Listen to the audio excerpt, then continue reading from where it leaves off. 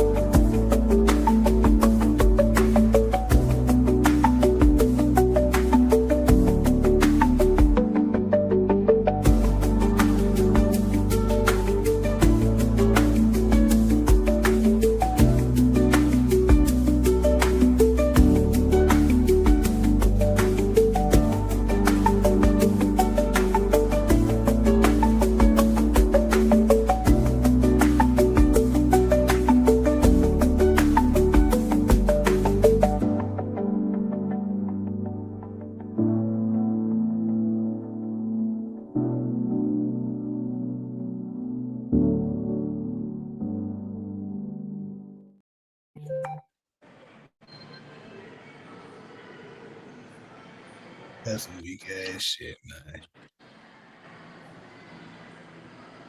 Yeah, so he didn't change names and this nigga is in my Twitch now doing it. What the fuck is this?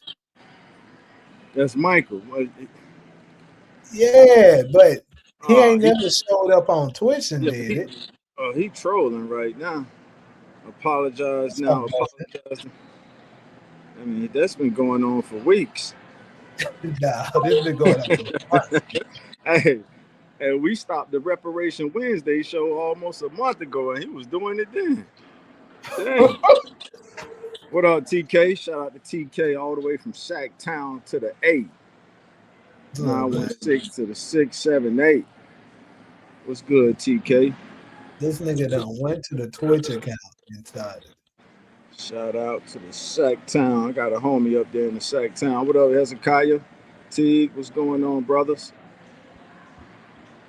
Feel good to be here. Happy to be back. Hope everybody had always Black Power every second day of the hour. Shout out to Double R out here in LA. That's his phrase. I ain't gonna just jack his phrase like that. Black Power every second of the hour. That's what Double R say from the reparation movement. I'm trying to find that shit too. Black Power every second minute of the hour.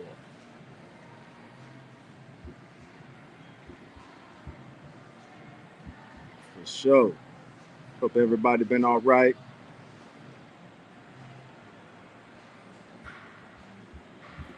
Talia, what's good, Talia? Cameron. Michael got you. Michael got to your Twitch. Yeah, Michael on one. Ugly ass Ninja TV. Damn.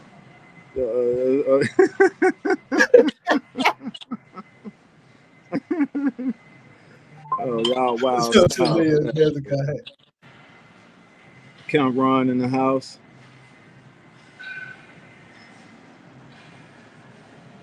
Yeah. Hello, we lost. This is crazy. What up, Kalon? We got some hot topics for y'all. Nah, come on back here. I couldn't hear y'all there first, so I had to go in and come back out. Are you getting a static? I think I heard feedback. Yeah. Michael do need a girlfriend. ASAP. He needs something. We gotta match make him. Match made in. Question. You still hear it? Mic check.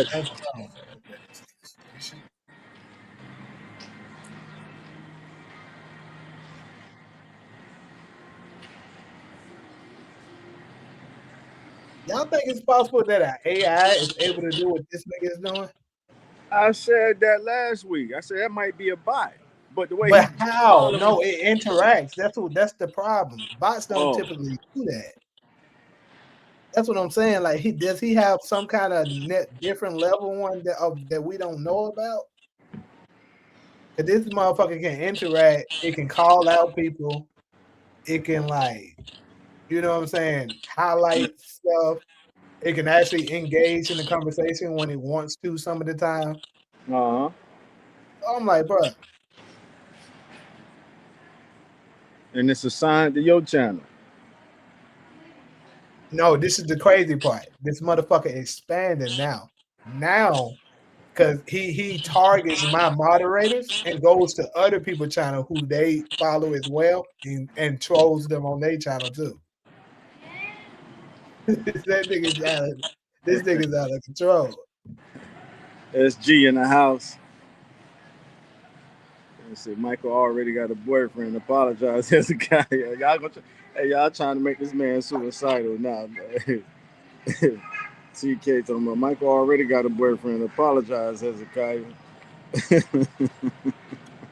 What's up, Nigga, Dan? you can fool me. SG, Daniel Berry Sports Highlights. Happy Sunday. Hello, everyone. Happy Sunday, Daniel Berry. What's up, Kelly? Michael called himself Jason now. Yeah, happy Sunday, everybody. All right. So I guess we got a good little amount up in here now. It's like 25 people in. We'll go ahead and start. Yeah, he definitely carried the movie, but Asia was on her head.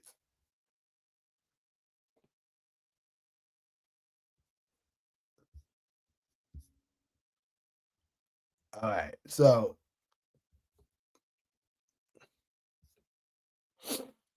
we're gonna go. You know what? You know what's crazy, bro? I didn't get cooked. I'm gonna need. Hold on. Go ahead and carry on for. I'm gonna need about 10. I'm gonna need about 10 minutes, real quick. Uh huh. Y'all can interact with each other for like 10 minutes. I just Yeah. noticed that. All right. Yeah, we carried the conversation. We got you. Yeah. So Solo, what's on your mind? Welcome back, Solo. We here once again. I know, right? Happy Sunday. Mm-hmm. How you enjoyed that rain you guys getting in California? I got some good rest. I charged up. I went, got some good sleep hours in. Okay. They did all that. The weather people talked about all this rain we was gonna get. We got a few sprinkles. You tell That's her, it. Taz, I told you she the one caused that shit. Yeah, you I told me caused the rain. Solo got the emotional power to cause rainstorms on the West Coast. Damn. That's what he said, Solo. I I, wished. I didn't think he was going to expose that part of our phone call, but he did. Damn. Jamie. He said, man, for Keela, he said Solo talking about she hope it rain this week. And now all of a sudden somebody don't never rain in Southern California and we drenching wet out here. Hmm. I was Ghosty hoping we said, was gonna get some of that damn rain. yeah, but Cali been needing some kind of I don't think it rained like that all year, Jamie. Maybe That's what they said. They said it was one of the wettest days. yeah, it felt like that. Yeah, you confirmed it for me. Cause I'm like, damn, it ain't rained like this all year. Yeah, Hmm. yes, Yep. it is. Yep. That's what's up though. I Yeah. sure was looking forward to it. That rain Yeah. and y'all only got some sprinkles. We only got some sprinkles. We supposed to get a little more. Oh, all right. Yeah, Jamie told me it's supposed to rain until I think Tuesday out here. So we'll see. How's the weather where everybody else at out there? I know TK in Atlanta with the weather like wherever everybody located. I hate damn Michael. Y'all got to do something about that dude. All right. The sunshine. I'm gonna check some comments real quick. Hello, going to streams to remind people that you're loved, you're kind, you're smart, and you mean the world to someone. Love, peace, and happiness. All right, that's what's up, sunshine. Appreciate that comment of positivity. So, what's been on your radar, Solo? Anything on your news radar as far as things that, besides the topics Jamie got set for the day? Anything else you paying attention to? You know, for me, I keep up with, I be into this war stuff that's going on. Mm. Um, I mean, other than that little, Well, let me tell you this. This weekend, I've been binge watching Candace Owens. Mm. And It's about to Candace get good. Owens been Mm-hmm. unpacking Charlie Kirk's quote unquote assassination. I Uh-huh. wouldn't give him that type of title, but whatever, right? His Yeah. assassination. Uh-huh. And um,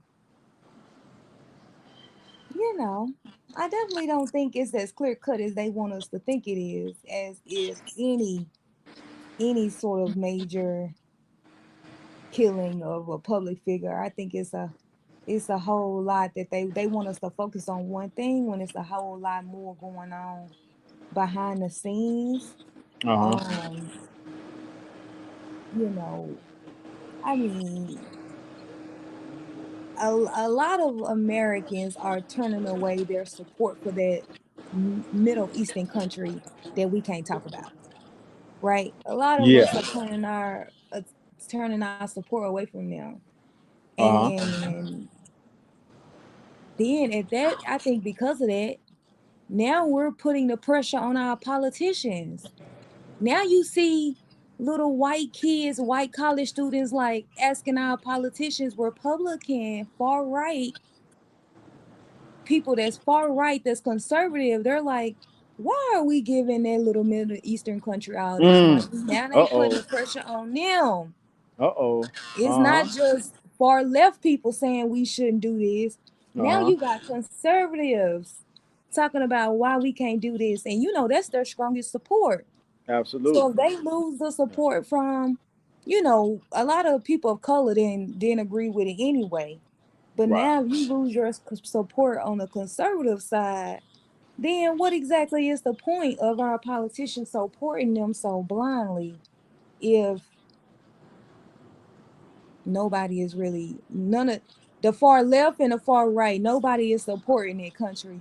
So why is it that y'all so willingly support? I think in the near future is going to come to a point where it's going to be like, if you have taken money from that country, we Uh-huh. not voting for you. Uh. And I think that's the tipping point. That's just going to be the only thing that changes the dynamic of what's like them having sort of control over what's going on in our country. I think that I don't know. I just You you hey, I don't agree with Candace on what you you say. you provoking me to ask a powerful question, but I'm glad you mentioned Candace again too, because I wanted to ask you something about Candace. Okay, go And ahead. do you think she pounced on Charlie Kirk's wife too soon without giving her time to grieve? But what did she say about him? What did she say about her? Because when I'm looking at the videos, she don't say nothing because she ain't saying nothing. See, that's the thing. Well, you got me there because I'm only like reading the headlines, and what I could take from the headlines is that her and Charlie Kirk wife Erica are going at it, and just using a pinch of morality. I'm like, damn, Candace, at least give a girl a month or two to grieve. I mean, some people need longer than that, but if Candace got an issue, and it's just my morality, that's why I wanted to hear your thoughts on it. Uh, but I'm not diving deep into that story, so I don't have the details. But I know they're going at it just from the headlines. When I see the headlines on my news feed, it's like Candace Owens going ham on Charlie Kirk wife Erica and stuff like that. So I thought you probably knew a little bit more about it on. And my only question is, I don't have no issue with her calling certain things out if it's true, but is it too soon? So that's more of a question of morality. What you think? I mean, I haven't said Candace say anything sort of negative about her so far. I mean, of course, I'm still going through the videos and all of that. Um, so I haven't had heard Candace say anything crazy just yet about it. Um, I know that she did say something about she didn't agree with her becoming the new owner or the new like top person in Turning Point USA. I Uh huh. remember her saying that, which makes sense because exactly right, exactly what you said. Like, Like, how are you grieving the death of your husband, yet you're gonna take the role of this big conservative Christian organization that your husband ran when he was alive? Like, you see, like, Yeah. are you grieving it? So we can't attack you because you're grieving, but you're okay enough to start running his company instead of putting an interim person in. You gonna be the face of the country company then. So it's either are you grieving or you not grieving. That's interesting.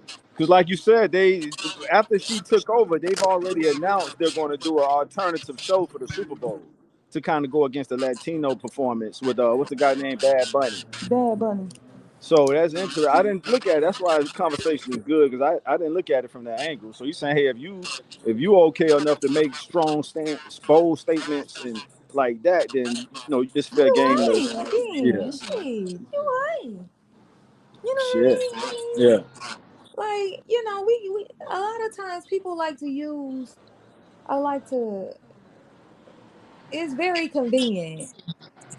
Shit is very convenient. I mean, I thought it was too soon for her to be doing uh a speech at his memorial. I mean maybe that's something I probably wouldn't have participated in, or I don't know. I mean, people grieve differently. True.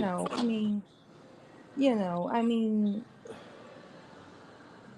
It's I just I know Candace has risen to the ranks of this social media news space. So I was just curious to know, hey, is you doing that just to keep the momentum going, or is it you sincerely found something that they're doing in the Kirk's household that you need to air out the laundry? So that was kind of like, if it's I sincere, yeah. that's one thing. But if not, then it's hard for me to it's hard for me to give in to the clickbait if that's why you're doing it. That's all. Well, I think what Candace is doing and what they don't like is that a lot of people who were close to Kurt in his organization, Uh-huh. Interns Point USA, I Mm-hmm. think a lot of them have came out and spoke too soon, and Mm-hmm. she's carved out the lies. Like, Oh. she's like, that was a lie though. We have text message to screen, we got text message to prove that that was a lie. Like that, like for Ah. example, like somebody she was covering, they came out, they did an interview like a few days after he was killed. They was like, Uh-huh. he had unwavering support for that little Middle Eastern country that we can't talk about, right? Right. He says that Charlie Kirk supported him to the T, supported them to the T. And Uh-huh. then Candace got evidence where he was like, where Charlie Kirk was like, I mean, I want America first. Why are we putting them first when this should be America first? And so Right. what I think, this is just my opinion. Mm-hmm. I think the issue was that, and what may have big on the may allegedly, was that he was about to pull support from that little Middle Eastern country. Now imagine this big white conservative in America Mm-hmm. telling his fan That base of man said millions of it's people. probably a person in Pakistan getting paid $3 an hour to troll. My bad, yeah. So But Solo, you saying the most influential conservative, which he Yes. was getting ready to pivot away from that little Middle Eastern country we can't talk about. Yeah. Now imagine him going through college campuses, because that's what he was on a college tour. Yeah, prove me wrong. That was the name of it. That was Right. he. He was on a college campus telling his conservative followers stop supporting that little Middle Eastern country. Oh, You know that couldn't happen. that wasn't gonna happen. Yeah, that wasn't gonna That happen. can't happen. Damn, I didn't know that. I'm Cause glad we. that's why you Uh, gotta watch Candace. no, I'm I telling you, fucks with Candace. Candace. You got me saying it to the world. Now I actually fucks with Candace. I wouldn't bring her to the picnic, like the black community picnic with me because And I'm now she not gonna try to sure. bring her white husband. Hell It, no. it, it, you know what I mean? But I know we're still kind of we haven't really rolled out the welcome mat for her to come back yet, whether she cares or not. But I listen to her and I extract the stuff that she shares that's on point. You know what? It's a thin line between me and Candace. When we're talking about, hold up. Yeah. I hit the comment section till you get back. DV said, "What's good, Solo?" SG said, "What up, DV?" They usually good looking out, DV. DV always come through. What up, DV? I see you gave me a shout out. DV giving everybody a shout out. What's good, Sassy King? You doing his I thing, think I have baby? a thin line with Candace. Like when we're Uh huh. talking about black issues, I can't rock with Candace. I don't agree with nothing she says. But when we're Okay. talking about that little Middle Eastern country that we can't talk about and international policy and calling out these Republicans and these politicians, a lot of what I agree with Yeah, same a here. I lot of couldn't have said it better. what I she's could. Yeah. saying. Yeah, I'm with you 100% on that. I'm glad you said it that way because I feel the same way. Yeah, From so the like, cultural you know, issues to the political issues. Yeah. not culturally, Yeah, she all beat a absolutely little bit. not. Yeah, right. Yeah, she dancing all beat culturally. But Yeah, nah. yeah, politically she on point and she's doing, I mean, she raising hell for that little Middle Oh Eastern country. yeah, Yeah. and you know She why? doing a great work. Uh-huh.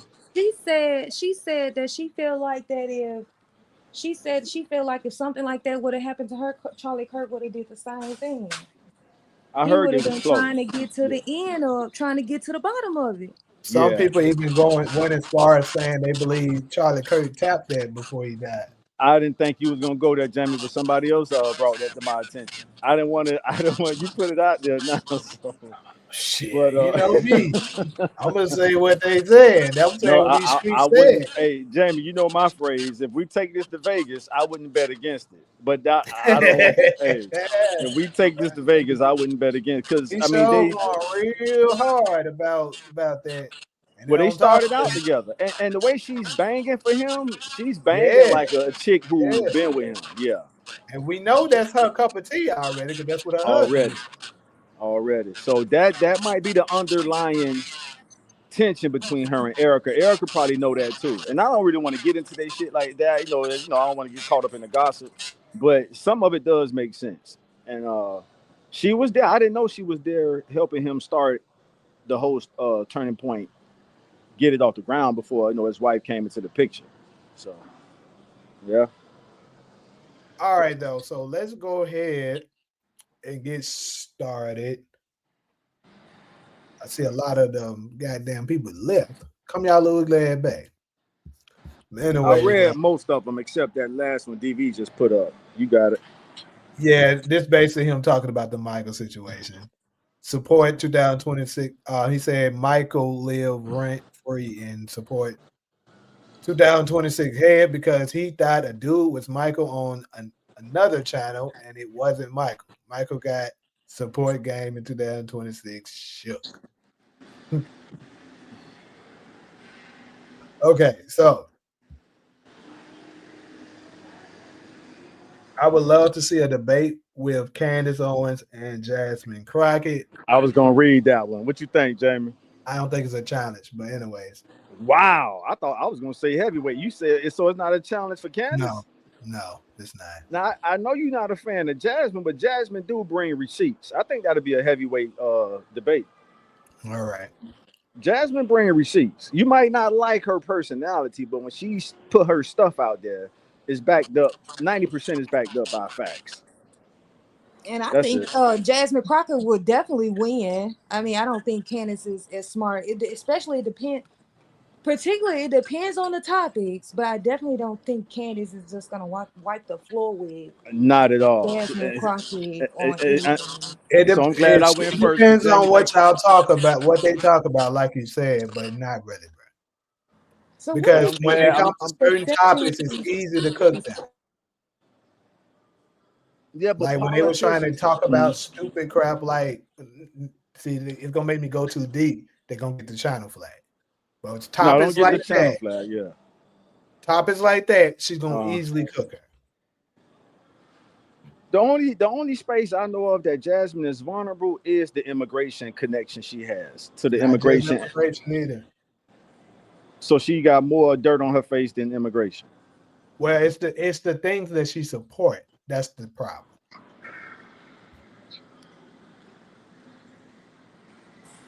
But I'm glad I went like first for because instance, Solo agreed with me. The letter people. She's gonna have a hard time defending they promotion and stuff of the letter people. But if Galvin, I know you don't want to carry on about this, but if Galvin can pivot from the alphabet people, I know who you're talking about. If Galvin can pivot from them as a governor, Jasmine could too. So what I'm saying is she don't have to stomp hard for them like that. She could, so if you're saying those are the only two areas where she kind of got a little mud on her coat, is the LBGT, ABC people and the immigration. Is that them two only areas of concern that you know of? Those are two very strong ones that They you are. hard time getting away with. So you can pivot away from it to keep people from talking to them. But if it's a debate stage where that's highlighted and that's like a legit topic, you can't really run from it unless trying to do word salad like Kamala Harris used to do. And people with actual intelligence is going to notice she's doing word salad. Yeah, I don't think. Yeah, Jasmine wouldn't. Yeah, I feel you on that. I don't think that'd be a good look for her to do a word salad. That hasn't been her style. But my point is, she's going to have to because there's really no way of defending it. Man, that's a whole show right there. You sure what y'all want to do? Yeah, we can't. It's up to you, Jamie. But that's you. I don't mind like intros being like this and stuff. We still gonna do the other ones. That's. But just to respond to DV question or whoever put it out there, I think you said it would be a walk in the park for Candace. I think it'd be a grudge match, and Solo kind of followed. But so it wasn't me agreeing with her this time. She actually let me go first and agreed with what I. Solo, you there? Yeah, I'm here. Mm-hmm. Solo doesn't watch Reasonable Doubt, DeMarcus.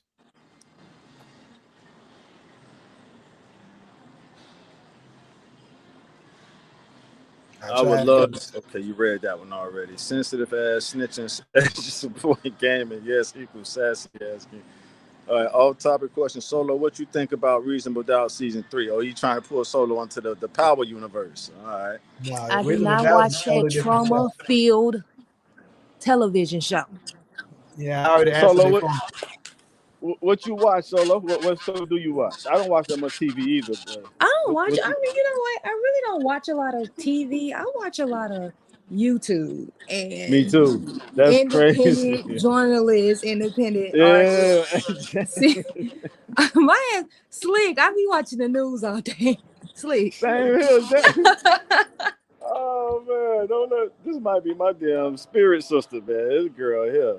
We be on the same shit though. I just don't be in your corner like that, huh? Yeah. I be on the same shit, Solo. YouTube get way more of my attention than TV. Yeah. I think that's pretty much everybody now. Because everybody I talk to is fine. First of all, cable too expensive. Ain't nobody paying for cable. Right, exactly. Right. I hate the streaming services and stuff I got to keep up with. Shit. But most of the time I'm on YouTube too. Only time I turn on TV is when I'm watching a specific show that I cover. But other than that, I don't watch it either. Unfortunately, I do. Hezzy say, unfortunately, I do. UAN TV, who is the better attorney, Corey Cash or Davis McLean?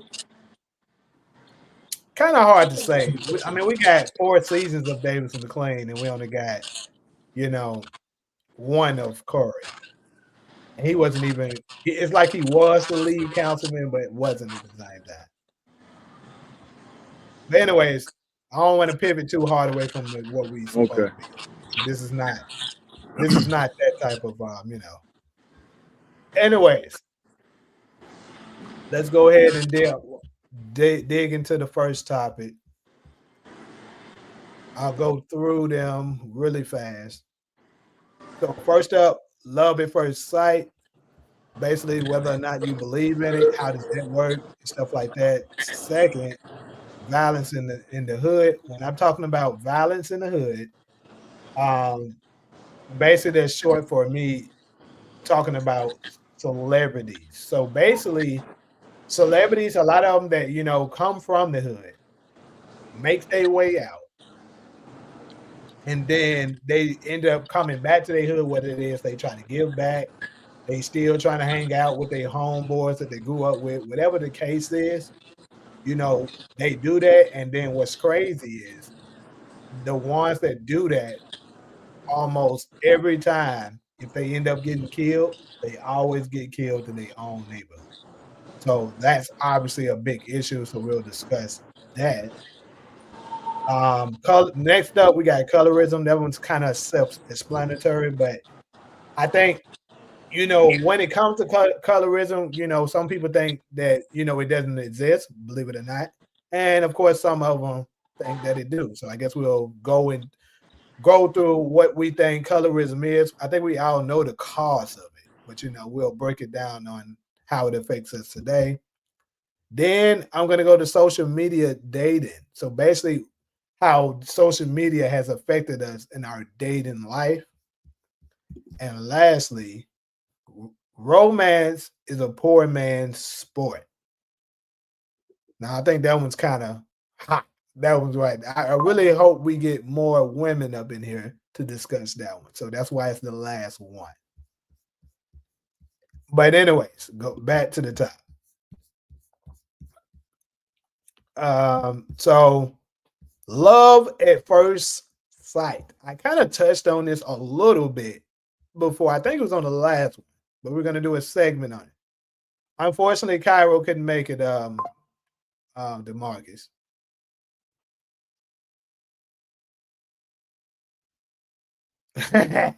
He said they should call it sprung at the first sight. So, love at first sight, people. I know a lot of people that comes up with this and says that they believe it, including my own mother. We actually had a conversation about this, like maybe last year sometime. She asked me, do I believe in it? And I told her, Mama, hell no. I didn't tell her that. But basically, I said no. Yeah. And she was like, why not? And I'm like, Ma, I just don't believe in it. Like, it's no such thing as you seeing somebody and just falling for them. That's bullshit. But I would love to open it up to everyone else and get your opinion on it and how this thing works. So, Talia, you said you experienced it once. Please explain. I would love to hear it. Because I'm going to go ahead and just let y'all know my answer is no, that shit does not exist. It's not real. That is some Disney bullshit that has came up and we fell for it.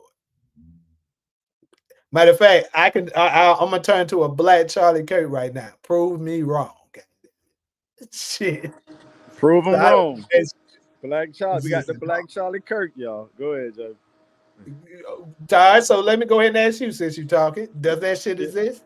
Yeah, I give you a straight answer. I'll be a straight shooter. Yes. And if we take it literal, love at first sight. That's the key word, sight. So we ain't talking character. We ain't talking personality. We talking about falling in love with what you see. And like you said, I touched on it a little bit last Sunday.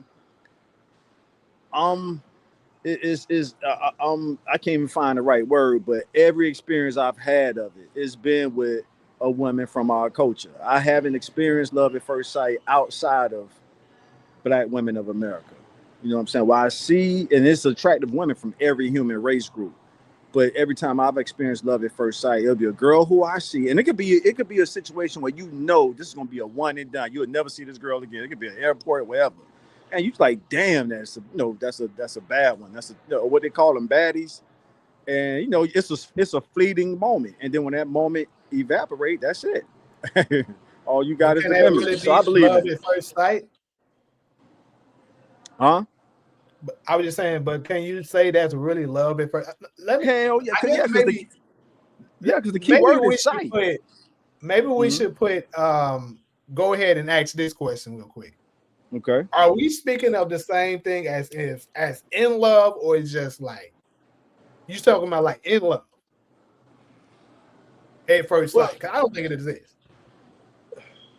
in love do change the dynamics, but and I don't like to compare people to objects. But for this, just for I don't want to waste time trying to think of a better analogy. But this is used cars. We see cars that it's like, hey, damn, you in love with the car. If you had the money, you would go buy that car regardless if it's the most expensive or not. So I think that's what they mean by the love at first sight. It's superficial. It's surface based. It's sight only. What you see, you don't know a thing about this person, but you in love. So I guess you can't put the word in there. You in love with what you see.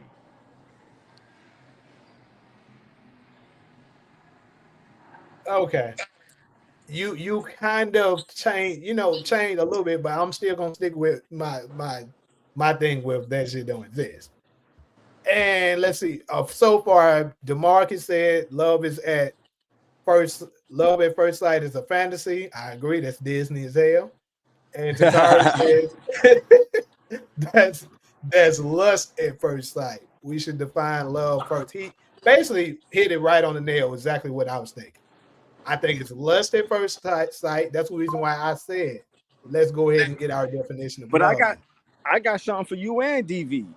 People don't lust at beauty, bro. You don't lust at beauty. You lust at sexy. You lust if a chick is sexy. You don't lust when a chick is just pretty beautiful. So that I want to put that, I'm a little nerdy. I can get a little nerdy on y'all now. So that's the science. I ain't gonna lie. I'm gonna try to. I try to keep it. Keep it 100. I don't just say shit to win an argument, and I gotta agree with you to a degree with that. You don't lust that beauty. I'm gonna get a little more graphic for y'all. A man nature doesn't rise, and I can't speak for every man on earth, of course not.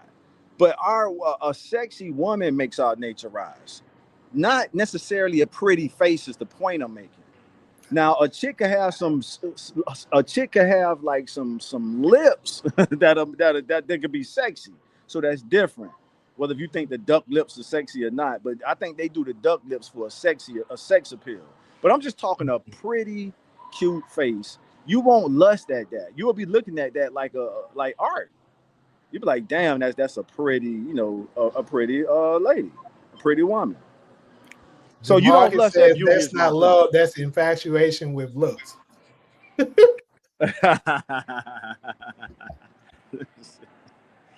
It was back in high school in a away b-ball game. Didn't know who it. See it. That's Talia saying it. Who he that's was. Not love. That's infatuation. Go ahead. I was in love. I was laying on a bench, and my eyes followed him until I couldn't see him no more. Girl, that's lust. So that's not lust. What? She just confirmed what I said. She confirmed what we said.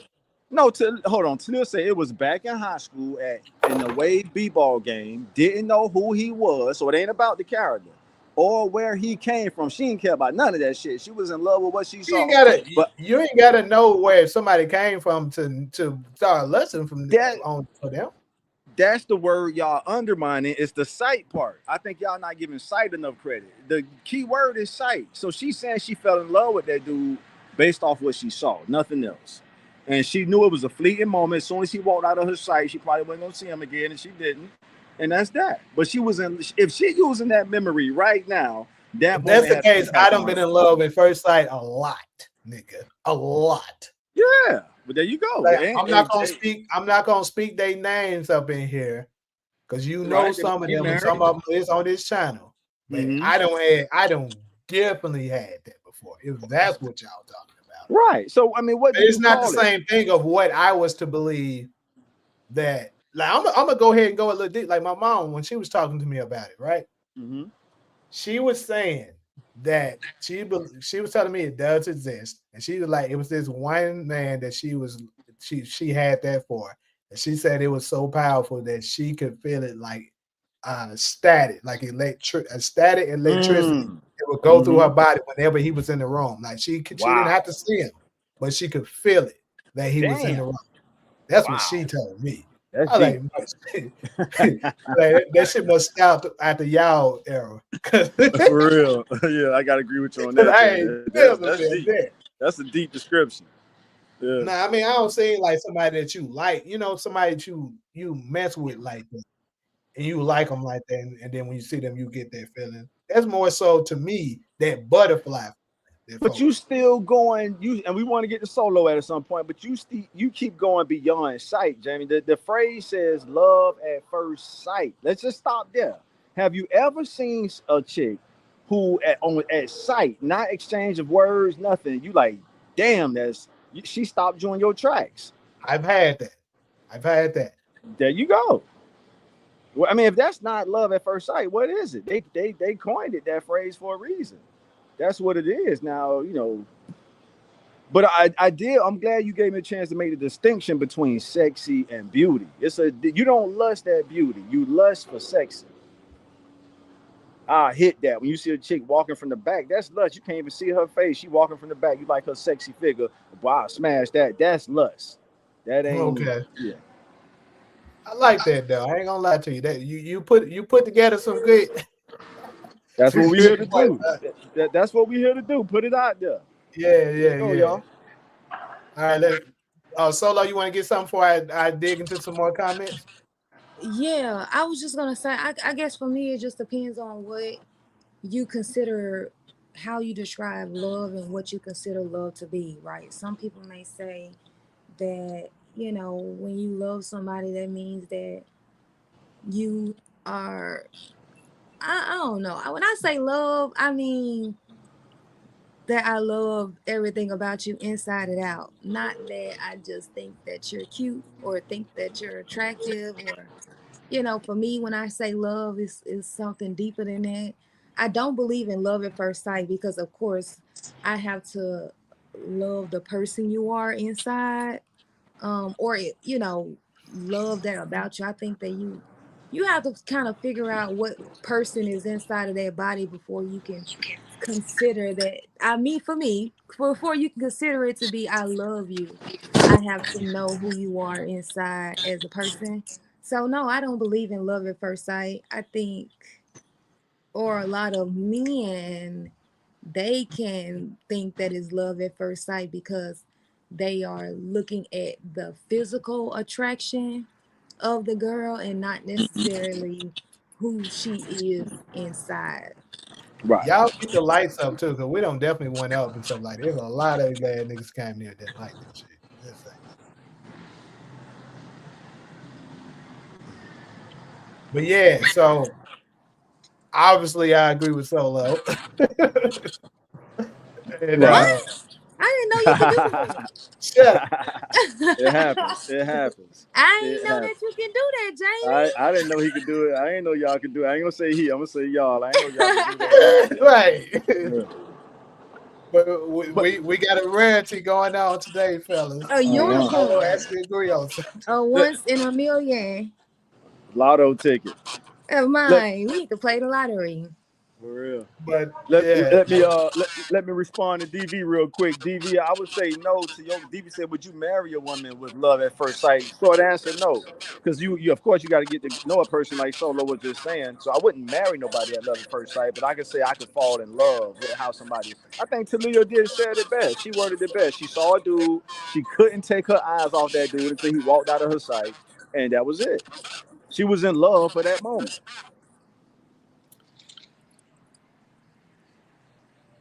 all right, so when the prince saw Cinderella at the ball, that was love at first sight. That was some Disney. So thank you, Solo. I was about to say that next.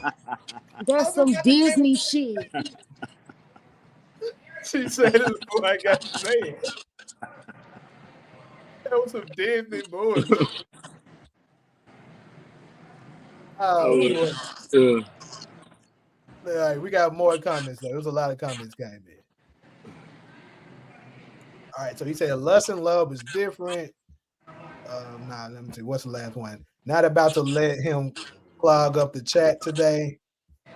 John 15 and 13. My boy Takari always come with them scriptures.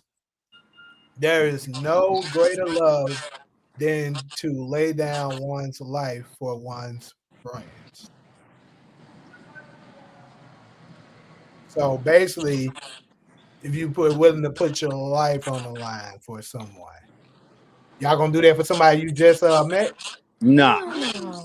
So it ain't no such thing as love at first sight. No, but y'all going deeper than sight. That's the part y'all keep going deep. Y'all diving deep. Sight is shallow. Sight is hella shallow. But that's the phrase. I'm being a little literal here now. That the phrase is love at first sight, not character, personality, morals, principles. You're right. Yes, I would say biblically that it's possible for love at first sight. If we define love as seek the absolute best for. I Look don't at think King. that's Look what King. biblical. I just think that's how they dated. Like if you look at the old times, the way they dated was, let me introduce you, let me have y'all have a dance, and then y'all engaged and y'all married. Y'all never seen Pride and Prejudice? I haven't. Never seen that? Not yet. It's that's how they used to date back then. This nigga Branford said, I fall in love with people who apologize to me. I saw that. I saw that. So he got. I don't think he's AI then, because that I don't think told AI him he can do can't be that. a bot, but this is a real person. Yeah, AI can't do that. Hey, shout out to Branford for that one. That one made me laugh too. I didn't laugh out loud. I said, this nigga crazy. That nigga said, I fall in love with people who apologize. I said, oh shit. Talia said, Talia wants to read her. All right. Yes, I had that too. I would know when he was close to me without seeing him. Damn. She said, I would know when he wasn't coming. Damn. While I was sitting on the bus, I could just feel it. That's crazy. I Yeah, gotta so that's call like my some. mama tomorrow and find out is this a woman thing? Yeah, I I ain't was never about to say seen that. that. You beat me to it. That's the intuition Maybe they that's got. that woman intuition shit y'all be talking Yeah, about. it got to be. No. It got to be. My mama said that. I'm telling you. A woman intuition is a play on your like certain thing like your gut intuition, like your gut feeling. Like what is your conscious telling you deep down inside? That's That's what a woman intuition is, essentially.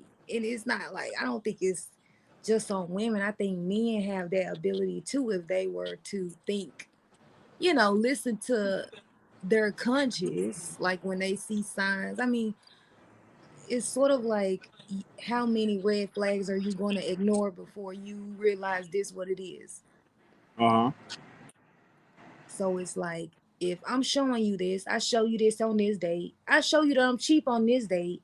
I show you I'm cheap on this day, and I show you that I'm cheap on this day. Your intuition is going to be telling you this man is cheap. Yeah. Repetition. That's it. What we missing out on one of Talia's comment? Yeah, I caught that too. Talia want all her comments read. And I usually catch her comments, but they coming in. You Yeah, got it's it, Dan. because what's happening is when Michael be slamming us with those spams, it'll go through so fast we don't see it. The next week, I saw him at school, and it took the whole year for me to talk to him. It was the summertime when I finally did. He was 14, I was 17, and didn't give not one fuck. She say she So what loves him exactly did till she this day. fall in Damn, love that's deep. with? So what was it exactly did she love about him? I mean, because it has to be his physical attraction. I mean, her physical attraction to him. If she hadn't spoke to him, Right. You cooking, Solo. You cooking. what would it been? What is it that you love about him outside of his physical attraction? But I guess it's at sight. I mean, I get the notion that you find somebody and be like, you're the prettiest person I've ever met, or you're the finest dress I've ever met. But is that love or is No, that? she went to the next level because it went beyond sight with her, because she's saying now she clearly was infatuated with his style. Sight is one thing, but then after sight is style, maybe him walking through the hallways and stuff like that. Because she said a whole year. That's a long time, to be keeping up with somebody. And I've done some study on that. I'll say that for a later date. But humans can preserve the longest. We can hold what's the word? Infatuation for each other longer than any other species on Earth. Now Well, that yeah, I can agree with. Yeah. because the animals they like next. Yeah. And the research said that absolutely. The way Yeah. we need to be as humans. they got it measured though, Solo. When it comes to the animals, it's like minutes. I don't think it went beyond an hour. Absolutely. Yeah, Because but because to me, for animals, it is a business. I need children. I need yeah, offspring. that's true. For humans, That's true. We It you spoke becomes about know, intellectual. they be trying to love. I don't give a damn if I love you. If I'm a lioness and I need cubs, I want cubs. I want my cubs to be the next king of the jungle. Yeah, that's what it's Who about. cares if I love you? Yeah, I that's a just good need point, you to Solo. produce children. Yeah, that's the animal kingdom for sure. So what do you think the people kingdom went? Where we went too far? Where we went a bridge too far at? That's definitely the animal When you kingdom. trying to love somebody, who cares if you love this person? This is a business. Marriage is a Even on a business. human level, that's interesting. You saying even Absolutely. though Absolutely. It is a business. that's Love will interesting, Solo. come. Yeah, Look, love will come. and it I does. don't. You know what's crazy? I don't disagree, but I just think that doesn't match with the way. That's why divorce rates are very high. Because of Cause the you other trying to way. Yeah, cause people. people put love on top of everything. Yeah, Oh, I No, love yeah. him. I'm not Well, gonna say love. what about the fact that he or she treats you bad? What about the fact that they keep cheating? What about the fact that he can't provide for you, or she can't, or she ain't got nothing going? What about the fact that Yeah, everybody that wants yeah, yeah, and this isn't a good business partner. We're gonna right. we're That's gonna get further into what I was gonna talk about when we get to that social media part. all right. All But, right, cool. but yeah, I agree with some of that and I disagree with some of that. But let me read catch up on this. She said it wasn't his style. He had on the warm-ups because he was a He was a boss. barber. It was his This is energy, aura, already your admitted. edit, and yeah, his face and smooth chocolate skin and fine curly hair.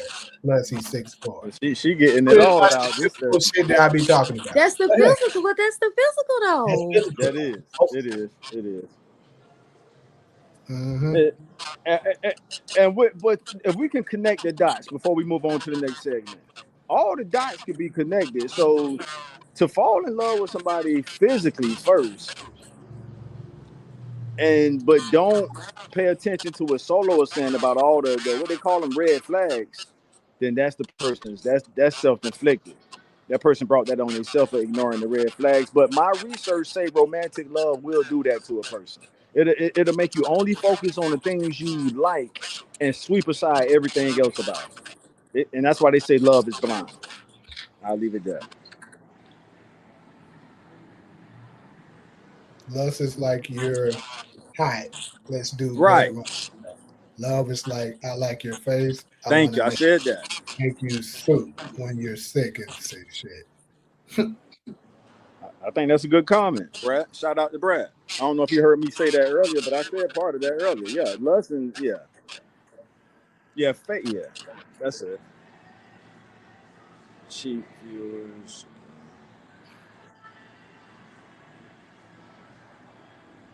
I don't think they can necessarily go together though. I'm gonna have to challenge. Hezekiah say Talia having a relapse.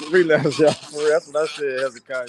That's Hezekiah crazy. said She Talia said that having a she can be with relapse. anybody. Y'all see this shit? I She saw said that. she can be Yes, with anybody. If he called, I'm on my way. That's that's crazy. if she get that from a song. No, that's a song that I don't give a damn. She's saying it too. yeah, no, she's saying it. But yeah, that is crazy though. Now that's kind of to what Solo was saying. You wiping away all logic, all reasoning. I gonna throw me in there. No, Nah, you said it though. Oh, you made that's a a good lot of our point. women these days. Logic these days though. They do Yeah, that Now, shit. how did she turn into all our women? I say a lot of these women. This is the truth. That's why Maybe ain't they'll nobody put showing us something better. they'll put a lot of the looks and the love they have because of their looks over all of that. I'm just saying. I'm not even saying that it's wrong. I'm just saying that's how most of them typically think. And as men, you only can lower, you can only try to even the playing field by making yourself attractive in other ways. What up, Ali? Is you froze? Who, me? No, Taj, he froze. Mm. I don't have the capacity for lust. Doesn't exist in me. I do have the ability to love, though. I mean, that's good for you. I ain't gonna lie to you. Do you know the difference? A I mean, beautiful face love is doesn't make a like I. man want to smash. It makes them want to marry her. I mean, he's right about that. See, I know a lot of dudes that, like, for instance, I ain't gonna throw him under the bus. One of my friends, I'm gonna say it. One of my friends, like, he almost acts as if you can't be attractive unless you got a butt. And I'd be like, nigga, no. Like, for me, I'm a face guy. I'm a face card guy. The butt and the, and boobs and all that, that's a plus. But certain dudes think like you ain't that they won't even look at you like that if you don't have it. And I think that Yeah. I do think that's more so lustful. But Well, yeah, I mean, ultimately, I feel like you being, and I'm gonna address a comment in here. You being attracted to someone, I would hope that it would be more than the physical attraction is just a bonus. Because to be honest, it's guys in the world that I don't think is attractive. Maybe on a scale of 1 to 10, they like a 5 or they like a 4.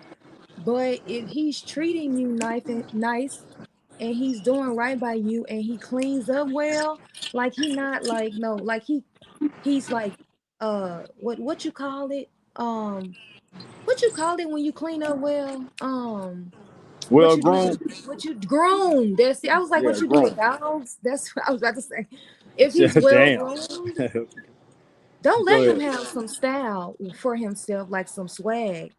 Yeah. Like he's not gonna have a problem getting girls if he's treating them right and he's well groomed. Like Okay. it's don't let him be funny. Like I to me, it ain't always been about them being cute. Like they don't necessarily have to be cute because once you start liking them, they're gonna become cute. They're gonna be the That's finest true. person in the world Yeah. that's to both you. ways. I agree with that. That's both Yeah. ways. Research show that. For Research women, show that. for Yeah. women, if she, you know, is really nice, she caters to the things that she know you need. She's supportive. She's gonna naturally start looking better to you. I'm describing Michael Blackston. You the one that you the one who wrote the comment. Look at the No, I comment. think I think that person talking to Talia, if I'm not mistaken. Oh, okay, Because okay, okay. Talia said something about the dude being tall, dark, and 6'4" or something like that. I don't think Michael Oh Blackston my 6'4", God. but yeah, But we'll he's the find one that out. made the comment. A beautiful face don't make a man want to smash. It makes them want to marry her. I think I, that is a huge problem.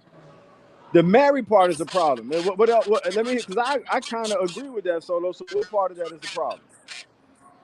To me, first of all, a beautiful face, if that did want to make you smash, because I think that you should only be having sex with someone that you're in a serious committed relationship with and then you Uh huh. plan on marrying, if not already married. I Hmm. don't I don't agree with this casual sexual relationships that's going on now in our community where y'all not in a relationship, y'all don't go on dates, y'all don't do anything but text, can I slide through? So I don't agree with just casually having sex with somebody because they want to have sex. So That's I'm just not wrong my for what I'm style. about to do when I get off. So anyway, but then it says a beautiful face don't make her want to smash, right? So maybe she just because she cute, that don't make me want to have sex with her, but that makes me want to marry her. I wouldn't go that far, but she does. So Talia, let me say this. Who was it that left that comment? Um, we addressed that already. That so we won't be redundant with that. What he's saying is a pretty face doesn't make you want to smash. I said that earlier, right, Jamie? Yeah, yeah. It's more of an art thing. It's like you looking at you are mesmerized by the art of a pretty face, opposed to a sexy body that'll make you want to smash. So we hit that horse more than enough. We can move on from that. I'm But I gonna did want address to get your that take really on that. quick though. Uh, I think what Solo gotta see is that men and women don't think alike. That's Men are very visual. very, So yes, being very pretty, like yes, I've said before, gets you in the door. yeah, It's automatically gonna get you in the door. All that's left after that, for the most part, oh, she's supportive, she listens and cooperative, she got a ring. It's that simple yeah, for me. yeah. Okay. Women, it takes a whole lot more for them to kind of be, committed to you. Okay. Can I jump in real quick, Sure, Tom, go Mm-hmm. ahead. in Mm-hmm. response to that? Now, if a woman said, if he got a lot of money, that gets him in the door, would that be a problem? No, because we What y'all understand think that. in the chat? That's the problem. Oh my Men, God. we understand what, even if it's not, some of the stuff don't even be fair to us. Right. We In still our favor. understand. Right. Like something with the money thing, even though the odds of that happening is low because you have very few rich men in the world. Like you're talking about what, 5% of 10% of the world at best, Mm-hmm. opposed to a lot of the women that say some stuff like he got to be 6 feet plus. Now you eliminated 90% of the men in the world. That's something we can't change. So that's different. No, I don't think it's different, and I How is don't it not? think, I don't think that it's different. I think it's the exact same thing. Okay. You are Because we attracted had to this the conversation physical. before earlier today. You remember? You are attracted to the physical, and women are attracted to the wealth. What is the We're not difference? talking about the well part. That's not the part I'm talking about. I already said I addressed you on that. I said no, there's nothing wrong with that. So I don't know how you But so double what? back. What are you saying? What are you saying is totally different? I I just said it. I said when it comes to that, men understands that that's typically what a lot of women desires. Desire, even if it don't work in our favor. Yeah, Right. even if it's not exactly in most men's favor, we still understand it. We understand it. Right. Right. And I was saying now on the flip side, another thing that a lot of them try to say is something such as he has to be 6 feet. That is something that a man, no matter what he does, he can't change that. Right, but that gets him in the door. Right? Just like you said, just like you saying a girl being ugly, if you don't find her attractive, that doesn't she's not getting in the door. So if he's less than 6'5", he's not getting in the door. Now that is the same thing. But the difference is, like I said, men accept it. We don't try to attack them and say, oh, you wrong for this and stuff like that because of it. We just But go with y'all the do ones with that the see the data. money. Y'all definitely do with the money. If she says I want a wealthy guy, women definitely get attacked for wanting a guy with money. Okay, so since you want to go there, let me go ahead and go there. The difference between that is, like I said, is a very small percentage of men with No, money like that. Yes, no. it is. You can say no all you want. The numbers will Well, support what I'm saying. because when you say have money, I mean that depends on that's the within the eye of the beholder. That is an opinion. Some women may think if he has $100,000 saved, he got money. Some women may think that if he got a $500,000 saved, that is some money. Some women Um, may say that if he has his own business, that's Let him me go ahead becoming and continue wealthy because what you're and stuff saying like still that. falls under what I'm saying. You said 100,000. Guess what? 100,000 is still only a very small percentage of the world. You're acting like a lot of people have that. They don't. Well, I'm saying first of all, I wasn't done. I said that depends on the eye of the beholder. 100,000 is just where I started at, and plenty of men have that in their retirement accounts, have that in equity in their homes. I mean, so it just depends on what you consider to be a lot of money, right? So a woman can say she makes 40,000 and he makes 120. She may think that's a lot of money, but then you may get another woman that may say $500,000 is a lot of money. So you're saying that less of this world, less than 1% of this world makes $500,000 or have $500 saved? Not the United States. Yes.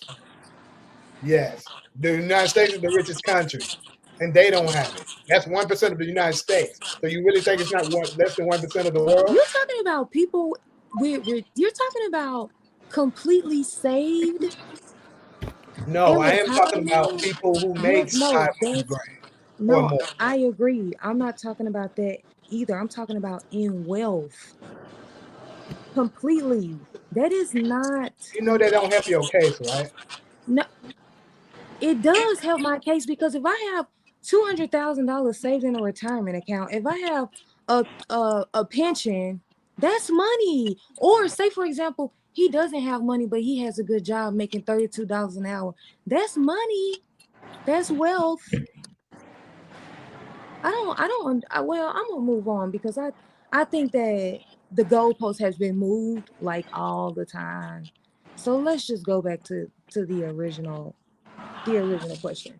Like I said, but I didn't get to get out my entire point to make the example anyway. I'll let you bring it up. the point that I was making was that women are criticized heavily for wanting a man with money, but men who want a girl with a pretty face or a nice butt or a nice body, do they get criticized for that, or is that the standard in y'all community?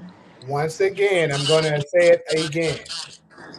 For the most part, men accept that women want certain things. They don't try to. Like I said, the money situation is a little different, because we're just telling. Can I get done, bro? No, it's not. It's not. There's not a difference. It's the It exact is. same If you let me explain, you'll see how it's women are different. You want to told keep gold talking? diggers.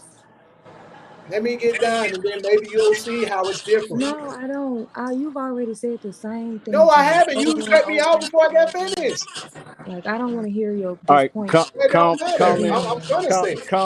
comment, commercial break. Comment, commercial break, y'all. We gotta do a This is the commercial break. thing. The difference between the two is you're talking about something that's a very small percentage of men. That is what the difference is. An attractive woman is very common. A cute girl and up is very common. That's not rare. That's over 60% of the whole women population. That is the difference. You're talking about 1% to 60%. That's the difference. Talia, see this is a stream she should have been on. So now we know what her topic is. So we got you, Talia. Talia could replace Cairo. You can come down now. If you want, I'll drop the link. Talia, but what I'm saying is, it's a massive difference. We can move on now if you want to, but that's the difference. Yeah. All right, commercial break in the comment section. All right, let's catch up on some comments. Let's see. I saw Hezekiah drop a good one. Shout out to All In. I see All In. This coach to make the OnlyFans girl the wife now. There's a difference between a trophy wife and seeing something thick that you wouldn't mind checking off the list. A man might smash a woman on OnlyFans, but he's not going to marry her. SPK. We desire wealth. That's All In speaking for the ladies. All In say that's her preference. Animals don't know the difference between love or lust. SG. Hezekiah said this conversation definitely became love versus lust. On that note, let's move on. Hezekiah said this conversation definitely became love versus lust. Let's go, y'all. You went through all of them? I don't think so. Once I got to that, I was like, we could probably. You want to catch the rest of them, or let me see. Hold on. Well, no, it's one in there. She said she moved the goalposts on the original topic. I think we've been past the original topic, though. We're talking about love at first sight. Mm-hmm. Then the conversation turned into women preferring men with wealth, and men preferring women who are attractive. Girl, where you been? All right. All right, So moving on. Yeah. I guess we can go. That was pretty good. Let's go ahead and move on. Go ahead and move on to the next. So now we're gonna deal with violence in the hood. So for those of y'all that wasn't here, when I first described this topic, pretty much what I'm talking about here is, you know how I think in our community, a lot of the times people complain about, like, people want to just, once they get on, they get their money, they forget about the hood. But a lot of rebuttals to that would be people saying, well, when people do try to come back to the hood, y'all start hating,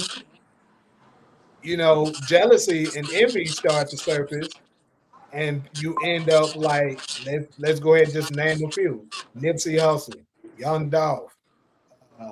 Who's some more? It's a lot. It's a couple of them. Man, it's Got yeah, in it's their so many. own Those movement. the biggest names. Yeah, you got the dude out of Dallas, Mo3, I think. Yeah, Yeah, man, you got Mo3. I got some little homies. They not nationwide known, but they wiped out a whole generation of rappers where I'm from. So yeah, it got so bad people stopped counting, bro. Like, so you got the famous names, but it's a damn what's the word, epidemic at this point. Yeah. Yeah. So, well, Kay, we just got through speaking on whether or not love at first sight is a true thing, or is that just a fantasy. So that's what you just missed, and it kind of got mixed up in a couple things, but still in that same range. Now we're talking on whether or not, um, whether or not you feel rich celebrities or people who just in general that ends up becoming very successful and move out of the hood, whether they should still deal with the hood, or is there a way that they can still be among their neighborhood and not worry about being later on assassinated in their own neighborhood. A lot of time when it do happen, it happens to by somebody that's close to them in their neighborhood that where they're from. Say So so P. TK put Say So P out of Memphis. That's another one. It's man, the list so long. All of them just not famous. Huh? yeah, Bro, I shit. see it on a weekly frequency. I see a news story every week. Drill rapper get killed in whatever part of the country. So yeah, it's sad, man. It's sad. Yeah, the point is we know it happened. So let's go Right. ahead and dive on whether or not we think there is a way that you can, be in the hood still, or still be able to be active in your hood without being taken out. What you want me to go first, Or do then? you think you should just avoid it at all costs, Yeah. and whichever way you feel like it's the best way for you to do it? Yeah, you can go ahead and go first if you want to. Yeah.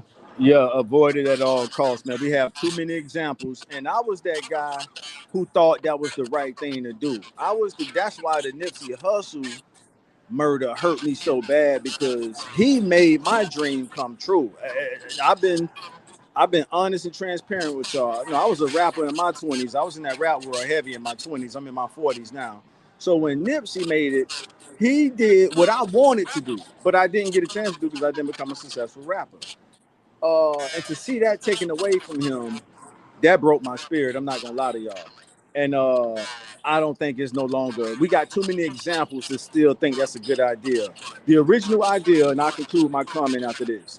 The original idea was to stick around for inspiration and to motivate the people that's in your community. Hey, if I could do it, and I'm from where you from, and I'm still here showing you how to keep it hood, you could do it. That was the whole concept of it. And then when we started losing rappers from New York to LA to Miami to Memphis to Chicago and everywhere else, I mean, you got, I don't think it's no longer a good idea.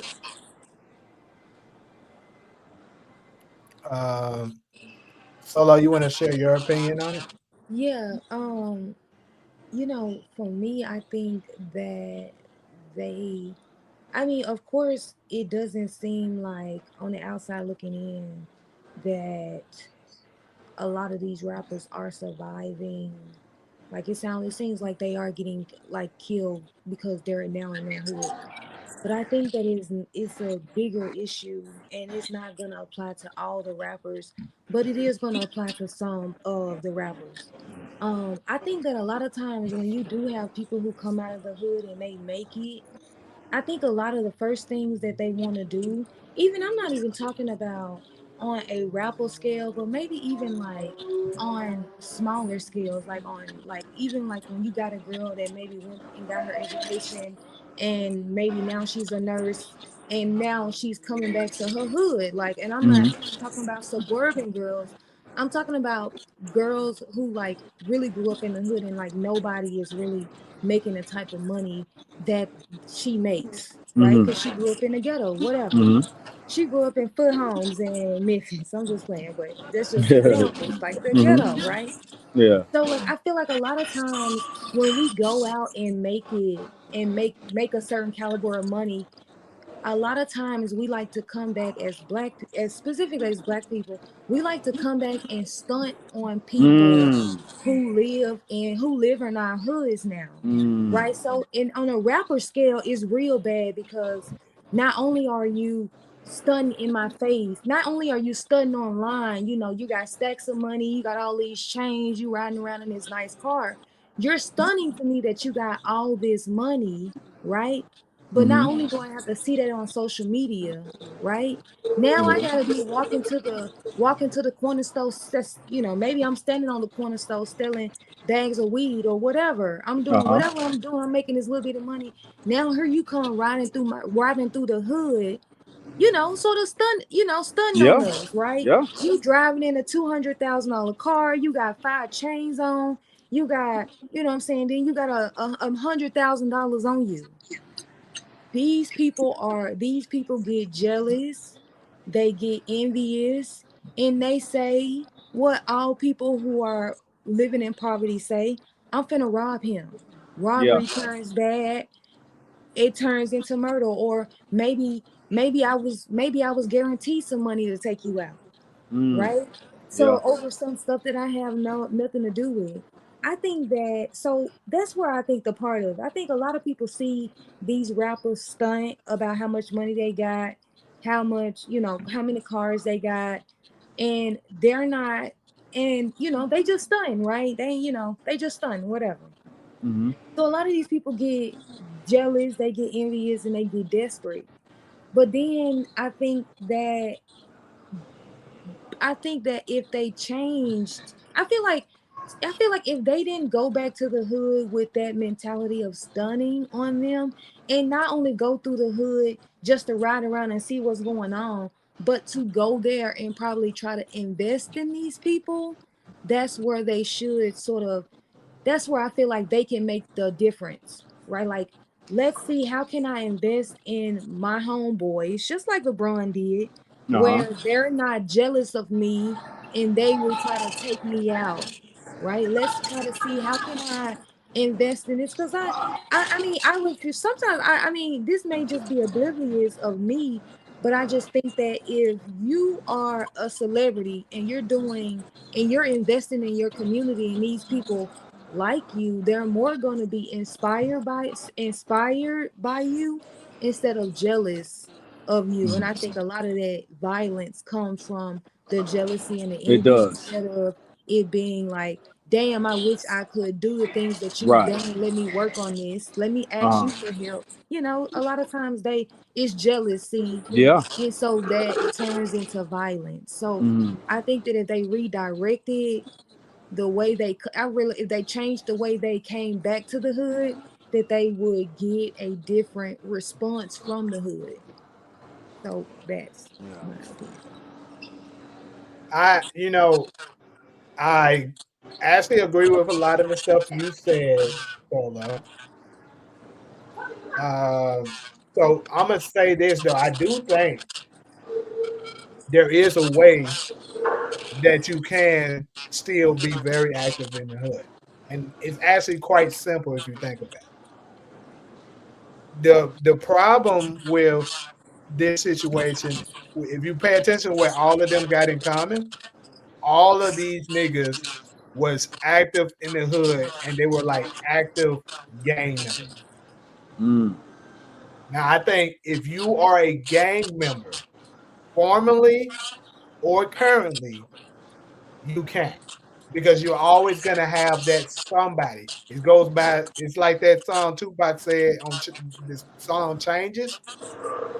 You know, at the very end, the last verse, he said, "And I always got to worry about the payback. Some buck that I roughed up way back. coming back after all these All years. them years. Rat, tat, Rat, tat, tat, tat, tat, tat. tat, That's the tat. way it That's is. the way it is. That's cold. That's gonna be a factor for you if you had that going on. Now, if you never was actively gang banging, maybe killed somebody in the past, you know, did somebody wrong that you know it and stuff like that, and the whole hood knew you as that guy that, man, yeah, bro, he was a cool dude, man, stuff like that. Yeah, no, he off limits, bro. Y'all can't touch him. That is a thing. So if you're like that, but you just in the hood and you're giving back, they're not gonna. I would love to bet on they're not gonna touch you because you're not involved in that life. But I'm not saying it's not gonna be nobody that does get it only jealous take of you, one? Right. but at the same time, the hood itself would protect you. They'll be like, nah, bro, he ain't got nothing to do with that. Jamie, but I truly believe that. But we don't have no examples of that. I want to Because everybody that we get be those type of niggas. Name a nigga who wasn't like that. That's doing it. Solo already said it. LeBron did it, and I was gonna ask that question, but she answered it without me asking it. Who did it the best? And you got it. Even though LeBron ain't a rapper, you got to give. I know you guys. You know, you got your thing about LeBron. No, but you know good well when it comes to off the court, I praise him. Well, he's the best that ever did it, but he's not a rapper. Why? Who certain things? Who did it better than LeBron when it came to keeping it hood but getting out? He did it the best. There's no other example. So, Jamie, what you say? I love what you're saying. He didn't but give necessarily us one example of who successfully he didn't necessarily give back to the he's not actively living in the hood. First time, Jamie, go finish your point because I got to clap back. Go ahead. I'm just saying he's not actively nobody in living American history, bro. Nobody in American history has made it and put all of their homeboys on like LeBron did. If that ain't keeping the hood, I throw the towel in. I agree with. That's nobody else has done that the way he did it. Nobody I'm talking white people too. Nobody in American history has grew up with their childhood homeboys, made it, and put all them Negroes on. No rapper, football, nobody has done it. So LeBron has given us. I know you got your thing about him. LeBron might be listening though, so take just said I don't off the court. I don't. You did say that, but so this is my last point on it. I think he gave us the best example, bro. I think LeBron gave us off the court. LeBron gave us the best example of how that man is from the projects of Cleveland. Don't leave that out. LeBron is from the projects of Cleveland. No, Akron. I'm sorry, he's from Akron. Right. He made it and put all his child dope. If that ain't keeping the hood, I ain't gonna say forget the rest of the hood, but the city, no, hey, that nigga put everybody who was cool with him on. Come on. That's it. But see, look, that's the thing. LeBron is pretty much proving my point. Mm-hmm. Because I would like to say that LeBron can go back to his hood and stay there if he wanted to. But he don't. Why? Because he grew up in the hood. Right. He knows those parts. Mm-hmm. And he was never an active gang banger, pushing drugs and stuff like that. So they ain't going to touch him. He ain't involved. But he still... Is it wise? Because going back to the original question, and I love this topic. Going back to the original question, is it wise for him to go back? Jamie, I shared this to you in a private conversation. I think he invested. So he put the I Promise Club, I Promise School there. The school don't get me started on that school, Taj. You don't. It's a start, Solo. Go ahead. Please. I ain't gonna lie, man. Solo gonna cook you together with that one. Put me on the grill. So pull out the seasoning. Go ahead. Oh my God! Do not make me Pull it. Do not make a Solo. I think he Nobody was in on that black school solo. too.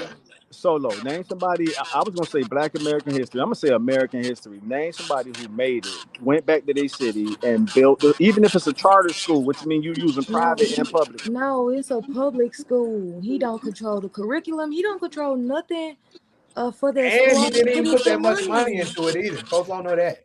It's a He only put money into it, and then he went in there and hired white teachers. So how did And that it's white teachers benefit? teaching them, and the And curriculum, it's white and teachers. they're So failing. how did black people benefit from that school and they failing?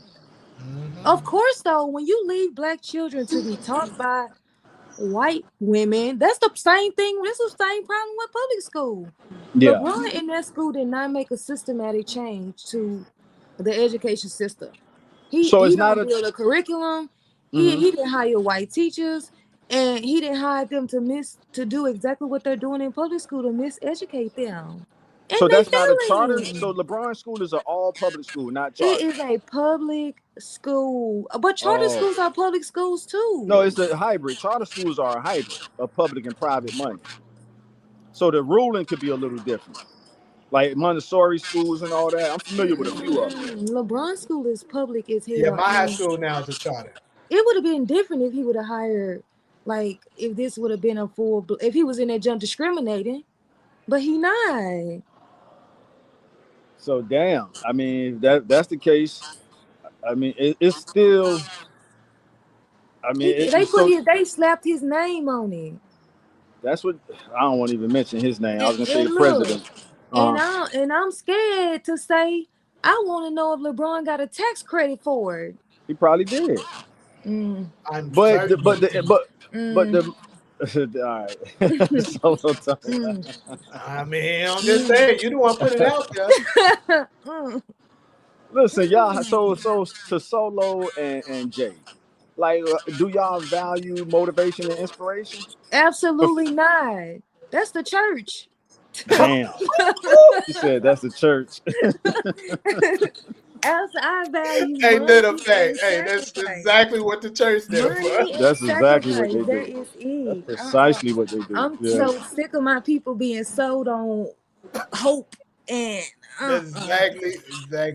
mm-mm, So mm-mm. him going, let me get this straight before we move on. So this man making it, putting his homeboys on. So Solo, you saying he went wrong when he got to the school part and he allowed it to be a full public, which he doesn't have no control over the curriculum. And But what else has he he done? He did a this is huh? what else has he done other than the school? Solo, he did enough. Now, usually I don't defend LeBron like that. I'm not huge LeBron fan. I'm not I don't go at him Oh, like okay, so Jamie. you ain't no D fan. I mean, other than the school, I mean, people bring up the school, and He, I'm like, the school isn't a good argument. but Y'all Solo, well, let's can't. do okay. Solo, let me do. All right, I'm gonna do you how I do Jamie. Sometime I have to use your words against you. Now, 30 breaths ago, 30 breaths Uh-huh. ago, you said LeBron. What you said? He put all this home. You the one who brought that into the Yeah, that's what conversation. I'm saying. Yeah, to stop him. Yeah, and I mean, that was one thing that he did. I mean, we were on the topic about when we were on the topic about violence in the hood. Uh huh. Like that makes it a safer environment if you're putting money in the hood and investing in the hood. People are going to be inspired by you to do things, not necessarily envious of you. So I said, like, Hmm. it would be nice if they came back and invested in their homeboys like LeBron did. But I ain't gonna say LeBron is no That's what you said. advocate There of. you go. Uh-huh. I ain't gonna say he no advocate. But I what we don't trying to get to, Solo, nothing. Solo, we trying to name who set the best example so far in our culture or I, country, oh well, but that's what I specifically mean. our culture. And if you're, I mean, how many homeboys did he put on? 10. 10. No, Let's say 10. Let's That's a say lot. 10. That means Let's say 10 he helped 10 black families. families. Yes. Now Come on now. compare that to the amount of money that LeBron got. Do you think he should have been helped 10 black families or more than 10 black families? I think yeah. because you don't want to help the person that's gonna come back and kill you, so he helped the people around him. And so him going back trying to fix the whole Akron, the whole hood side of Akron, that he probably Yeah. That's what he I, should have did with his money. Yes, that's what he should have did with his money. Akron should be a a thriving fucking city. It shouldn't be a hungry black person in Akron by now compared to the money LeBron ain't got. all right, Solo, we got our first debate. So why is it LeBron's fault when that's what the tax dollar's supposed to do? Now, But are they doing it? But are they so doing it? LeBron can ask the same question. LeBron can say, and I don't defend LeBron like this, but I defend what I think is right. LeBron, so why does he have to fix up Akron if that's what the tax dollars are for? I think there's, let's just say that he's advocating for the politicians to spend money in the black community, which he is not. He's not. He's not, right? So he sees that that city been the way it looked. The city been in the same rate for 30 years. Obviously, no tax dollars is going to Akron. That's different from the previous year. So he should think, hey, I have $100 million that I can write off as a tax credit if I do this, or if I do this. Hey, accountant, how can I invest in my city and use my money and potentially get a tax credit back for investing in my community? He would definitely get the tax credit. Go ahead. That's what I'm saying. Like that's one of But my is biggest that his? issues. This is Yes, interesting, that is Solo, because his I, responsibility as someone who has made it. It's not like we're talking about somebody who makes $100,000 a year and they have to focus on meeting their bills. LeBron has his bills in his accounts and investments over a zillion times. He should be investing way more money into his community. Black people are struggling. It's not all about him. His money is just sitting there. His kids are real fed. They don't have to worry about struggling. How about he go to his community and figure out how can he build in his community? I'm sure it's charities in his community that are already doing the work. He reaches out to them, consults with them. How can I help you guys further your mission to help our communities? I mean, I'm not saying he needs to create a mastermind. It's people already doing this that he can just put money into. I mean, he's going to get a tax credit for it. That's just, and not just LeBron. I'm not picking on him. I think a lot of our celebrities, it is their responsibility to go back to their communities and invest.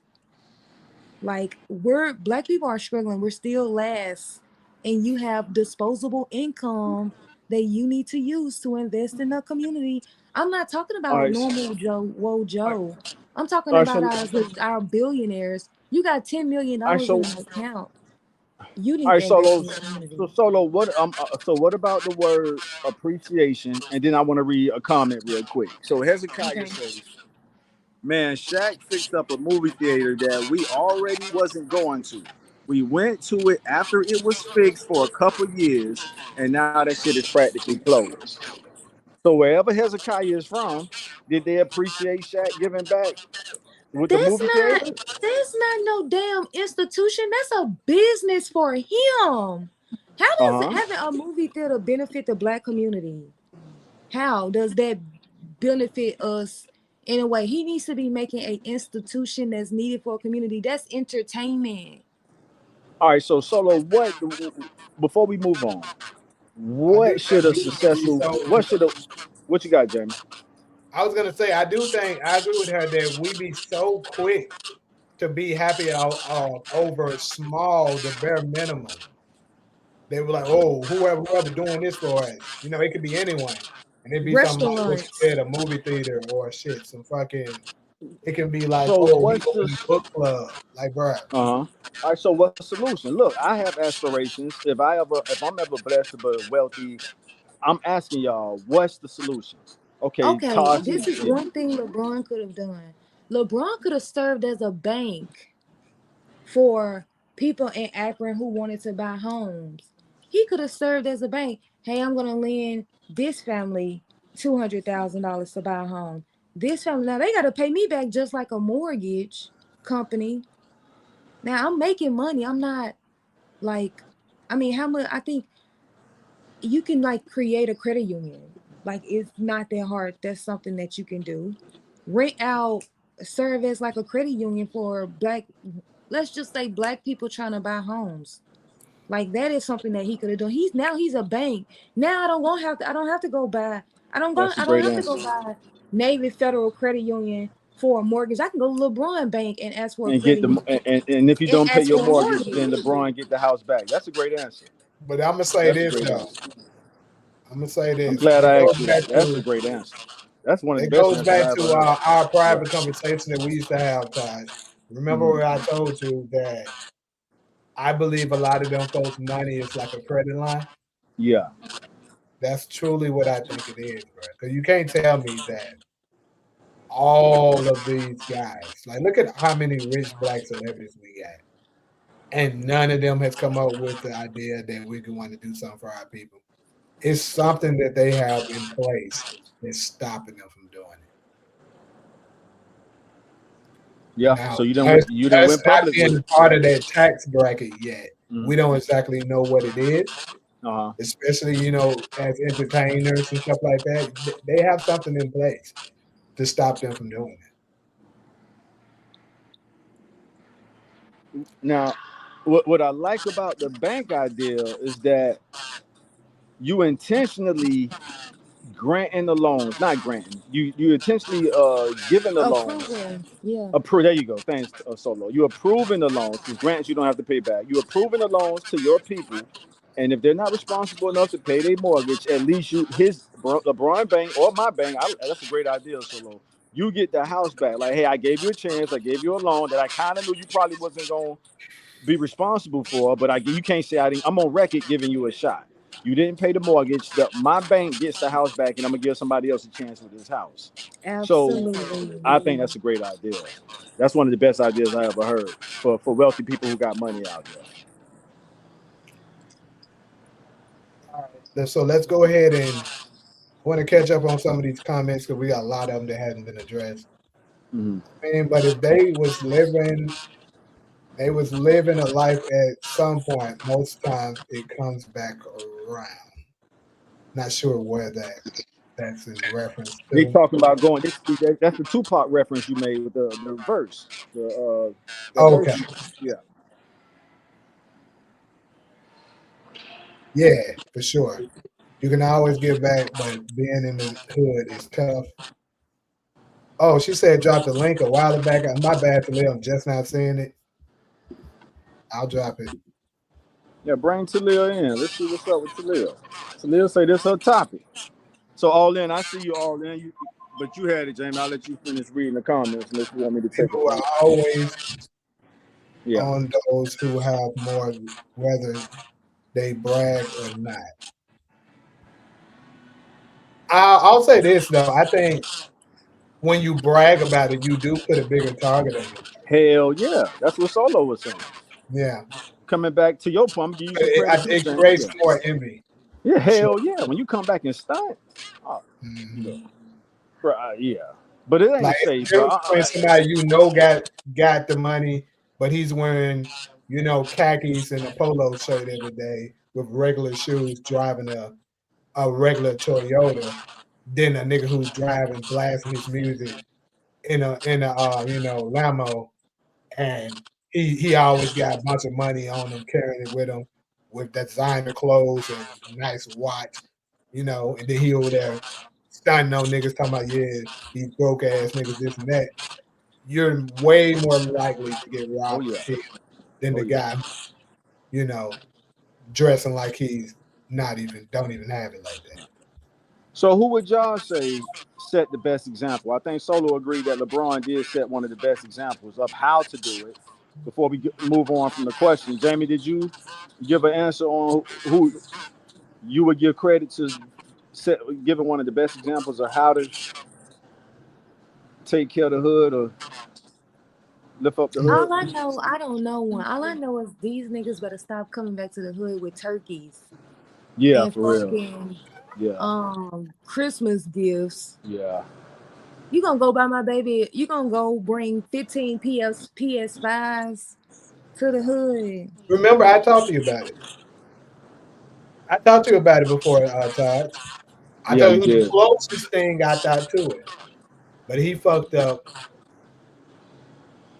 I told you the closest thing to me is somebody who grew up in the hood, who can get gangster, but not necessarily a gang banker, got money and intelligent. The closest thing to me that fills all of those slots. Oh yeah, and influence was Tupac. He just got taken out way too early. Yeah. He even had in his bag that he was going to create a black political party. He had all of that shit that he was trying to do. So And then the hood Tupac, resonated with him because he grew up in the hood. right. So to the question, Jamie, even Tupac got caught up in keeping it too hood because that was his demise. Yeah, that's why I say you can't, him signing with Death Row is kind of what led to it. It wasn't. See, I got to be careful saying this because I live out here. So, so it wasn't so much. You said I Not do too. You get it down. I'm gonna right. say it. You, but what I'm saying is, okay, him signing with Death Row is one thing. And this is the part I want to be careful with. I ain't trying to rub nobody the wrong way. The people he embraced and who he chose to move through the city with is another thing. You see what I'm saying? So you could be signed to a hood label because you can't say everybody on Death Row was necessarily doing that. You know what I'm saying? I don't even want to speak on how they was moving, but from the outside looking in, it's like Tupac chose to go into certain areas. One thing I'm gonna go ahead and say this: since I've been in LA 10 plus years, I've always respected areas I don't. You You know what I'm kind of saying? hold up. You Yeah. said you always respected what? Like they gangland, they hood culture, and if I don't have to go in their areas, I don't. Tupac did is the point I'm trying to make, and it cost him. Tupac through and through. This is my last point. Tupac through and through was a born revolutionary, bro. And if I didn't learn no other lesson from him, the lesson I learned was keep those worlds separate: the revolutionary world and the ghetto hood world, the game, the street world. That Yeah, was the but lesson I took from him. Go ahead. even Suge Knight himself, though, the founder of it, was talking about the label that everybody on our label, is on Death Row. That's the reason, or is affiliated with that type of life. That's pretty much what he said. The reason he got his name. So I mean, Mm, it is what it is. It's not like I'm talking down on that. I'm just saying what the nigga who created this said. right. So what I'm saying is him signing with them and starting to, do things that's part of that life. That part. That's the And that's that's what I the was saying. that's what got him took out. That part. Go ahead. But if he never would have signed with Death Row in the first place, he probably never would have did that shit. I mean, we don't have to go back and forth about it, but I disagree with that because other artists on Death Row didn't have to move the way Tupac moved once he signed. So the second part you said where I'm not blaming Death Row for it. Let me put that on right. record. Uh-huh. I'm just saying it probably wouldn't have happened if he never signed with them. But I understand you in jail and shit like that. You want to get out. Shit. Man, his uncle, if I'm not mistaken, God bless his soul, I think he gone. His uncle, and we should have video proof of this. His uncle, and I rest my case on this. His uncle was basically saying when he tattooed Thug Life across his stomach, he had to ask Tupac, his nephew, bro, what the hell is you doing? You a Black Panther. And I'm paraphrasing what his uncle said. And so at that moment, he was, if I remember it correctly, Pop basically told him, I gotta bring them into the movement. And this is how I gotta, recruit them. I gotta go kind of live how they live, And because we saw how Tupac was in what was that, middle school or high school? He was, nigga, I grew up more hood than Tupac if you comparing our high school days. I mean, I don't need no street cred. I ain't looking for no. But based off what I saw him, the way he behaved as a middle high school student, and the niggas I grew up around, like he couldn't have hung with us behaving like that. Like, nah, Paul, you I gotta agree. Same with you me. can't be talking like Same that. with me. Yeah. He couldn't have ran with me, and I ain't ran with the toughest thugs of the city, but I ran with some niggas that was hood enough to be like Tupac a little too sweet in his middle high school years. You know what I mean? So him trying to, you could look at that right there, and I love Pac, man. I love him as a revolutionary. You could look at that right there, and how we say it in our culture, bro. You ain't like that. So when he became like that, it cost him. That's all I'm saying. Bro, I get that sometimes. People would tell me, bro, you a hood, but don't go too far with it. Like, stay in your lane. I've had to get checked like that before. I'll be vulnerable enough to say that. And I have to know my lane. Like, yeah, bro, you from the hood, but don't be, out here like, you putting in work like that. You know what I'm saying? So I get it. Like, Yeah, just, even yeah. me, I grew up around it too. Shit, trust me, younger days I was a YN, but I did have limitations. Like the niggas around me was way worse than I am. Uh-huh. You know, Right. I and can agree. Yeah. Mm-hmm. the good thing that I'm I about to did switch over like phones to my yeah.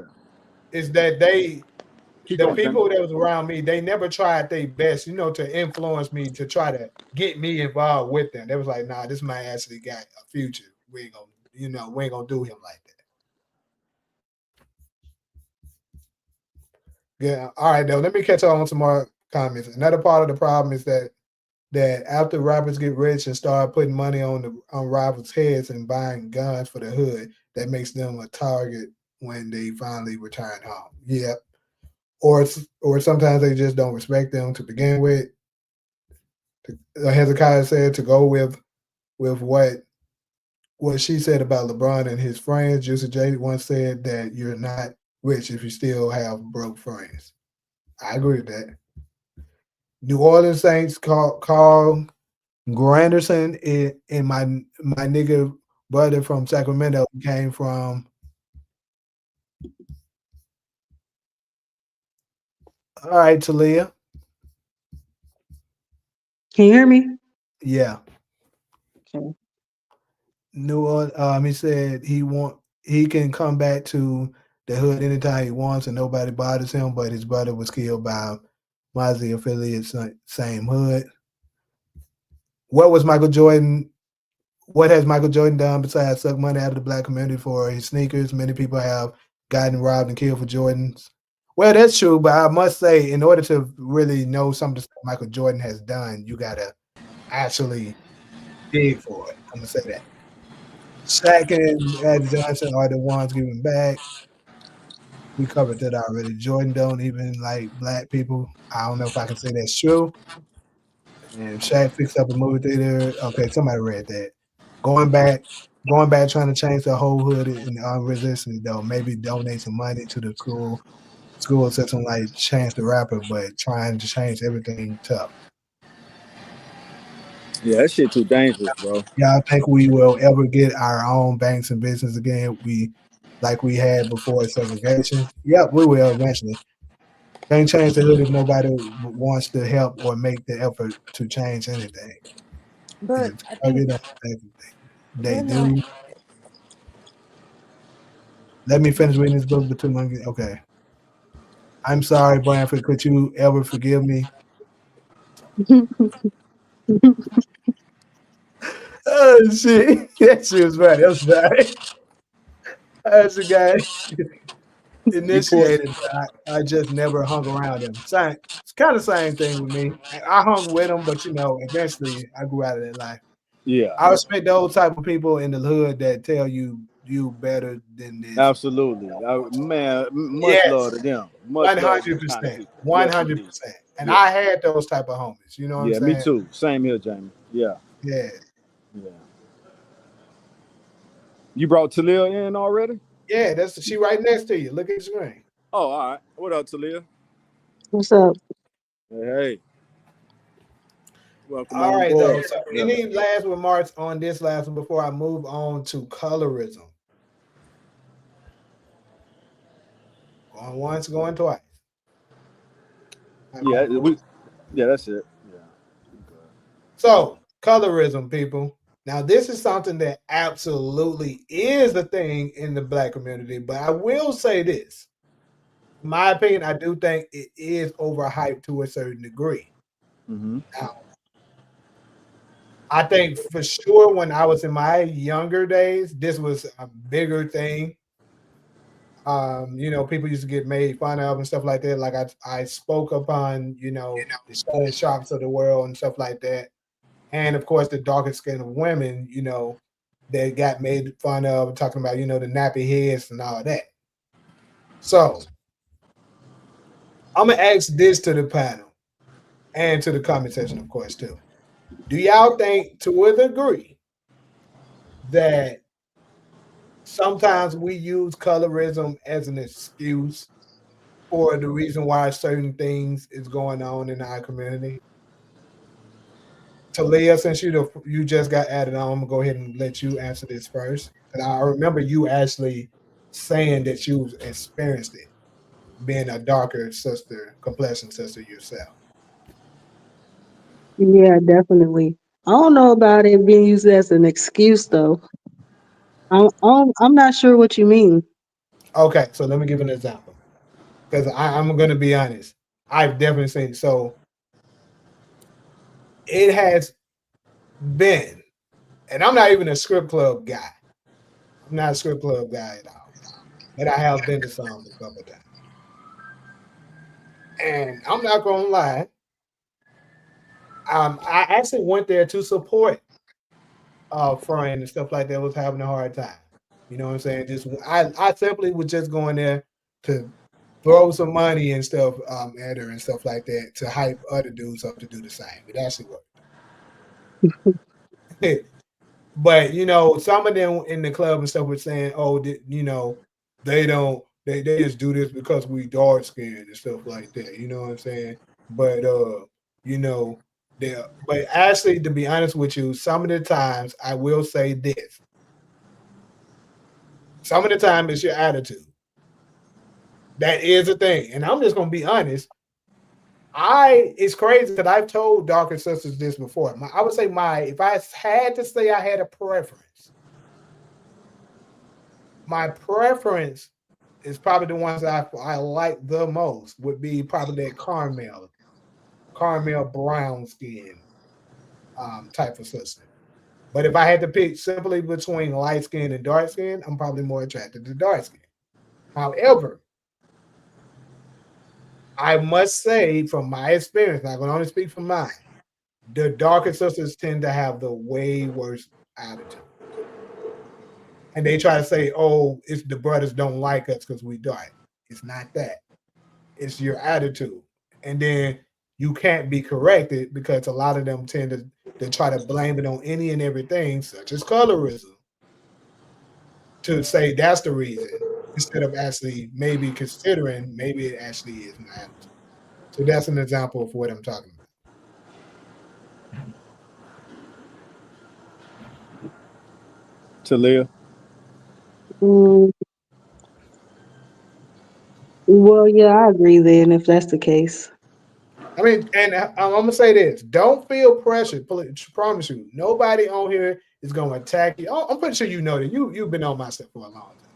Yeah. Nobody on here is gonna attack you directly and talk bad to you or something like that just because you have a difference of opinion. You know that. So don't feel pressured. If you feel like that's not the case, speak freely. I feel like that kind of is the case, but that's not my case though. Okay, gotcha. When I experienced colorism, it was mostly in my family. Mm, But I mean, I have had a couple of light skinned dudes tell me they don't mess with dark skinned girls though.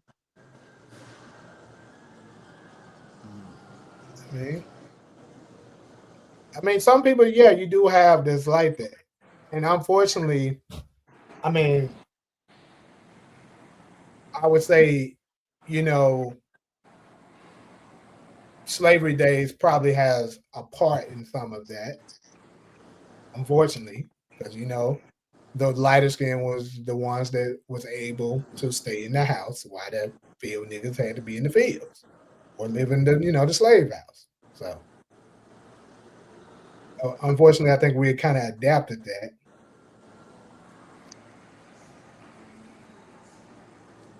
Anybody else want to take a swing at it? Solo. Gotta. I mean, I think colorism is definitely a thing in our community. I think a lot of times women women and men are overly policed, in a so to speak, harshly when they're darker. I think that when you're darker skin, you get into more what I would say trouble, so to speak. So I think that us in our community, that is the case. Like, for example, for you to say dark women, you get more you get more attitude from dark skinned girls, Jamie. Really? Yeah, I do. I'm gonna be honest with you. Yes. And you think her skin color has anything to do with her being dark skinned? No, see, that's not what I'm saying. What I said is that from my experience, the ones that always have the worst of attitude most of the time are the darker sisters. That just Is can't be it changed. is it possible that you're over policing them and their No, attitude? no. Because, well, did I get my question? Did I get the question out? Was I done with the question? You said that I over police, and I said no. Was you can read my mind, obviously. So tell me, what was my question, Jamie? I'm just agreeing with your. I'm just addressing your over policing part. Nah, but That's a no. that wasn't the question. What I was asking you, but you was so ready to. I'm getting back to my opinion about this. I think that it's a big thing, even like to have a preference on light skin and dark skin. Is what we consider to be colorism. That's the same thing with racism. You Mm. prefer them to be white instead of black, or you prefer them to be black over. Is you having a racism? The I think the problem with it is that we are treating each other differently based on the shade of our skin, right? So you have two people that were caught doing the same thing, but the darker sister got harsher punishment than the lighter sister, or the lighter sister always get better gifts than the darker sister. I think that's the issue that we have in our community. I don't think is an excuse for anything. I think it's always going to be their valid reasons, their their experience in times where they felt as though they were judged more harshly because they were light skinned, or they were judged more harshly because they were dark skinned. So I don't ever think that it's an excuse for anything. I always accept people and their experience if they were to tell me, well, I felt like I got judged harshly because um, we were caught doing the same thing and I got punished more harshly than my sister or my cousin. And it's because they treat me better or they treat me worse because I am dark skinned. I don't think it's ever an excuse for anything. I think it's just that person and their experience and what they tell you their experience is. Okay, so I'm gonna say this. I just want to put this out there. I never said I treat them differently in no kind of way. I said simply just by being around them that they tend to have a worse attitude. This is just my experience. And I don't treat them any differently because everybody I meet, I always look at them as okay, this is somebody different. I don't never go to somebody and be like, oh, since this and this has happened to me, I'm gonna look at them like that. You're a different, totally different person from me. Like I'm not gonna do that just because you're a dark skinned sister. So what? So that's not the case when it comes to me. But it still doesn't change the fact that from my experience, I've dated or had relations or whatever with a lot of sisters, different shades. And the truth of the matter is, when it comes to that, that's tend to be my experience. And I've talked to a couple of brothers, including my blood brothers, who actually agreed with the same thing. So I'm just saying that's just what it is. Now I'm gonna address another thing that you said that's absolutely the truth. Unfortunately, when it comes to the policing of this is with brothers and sisters.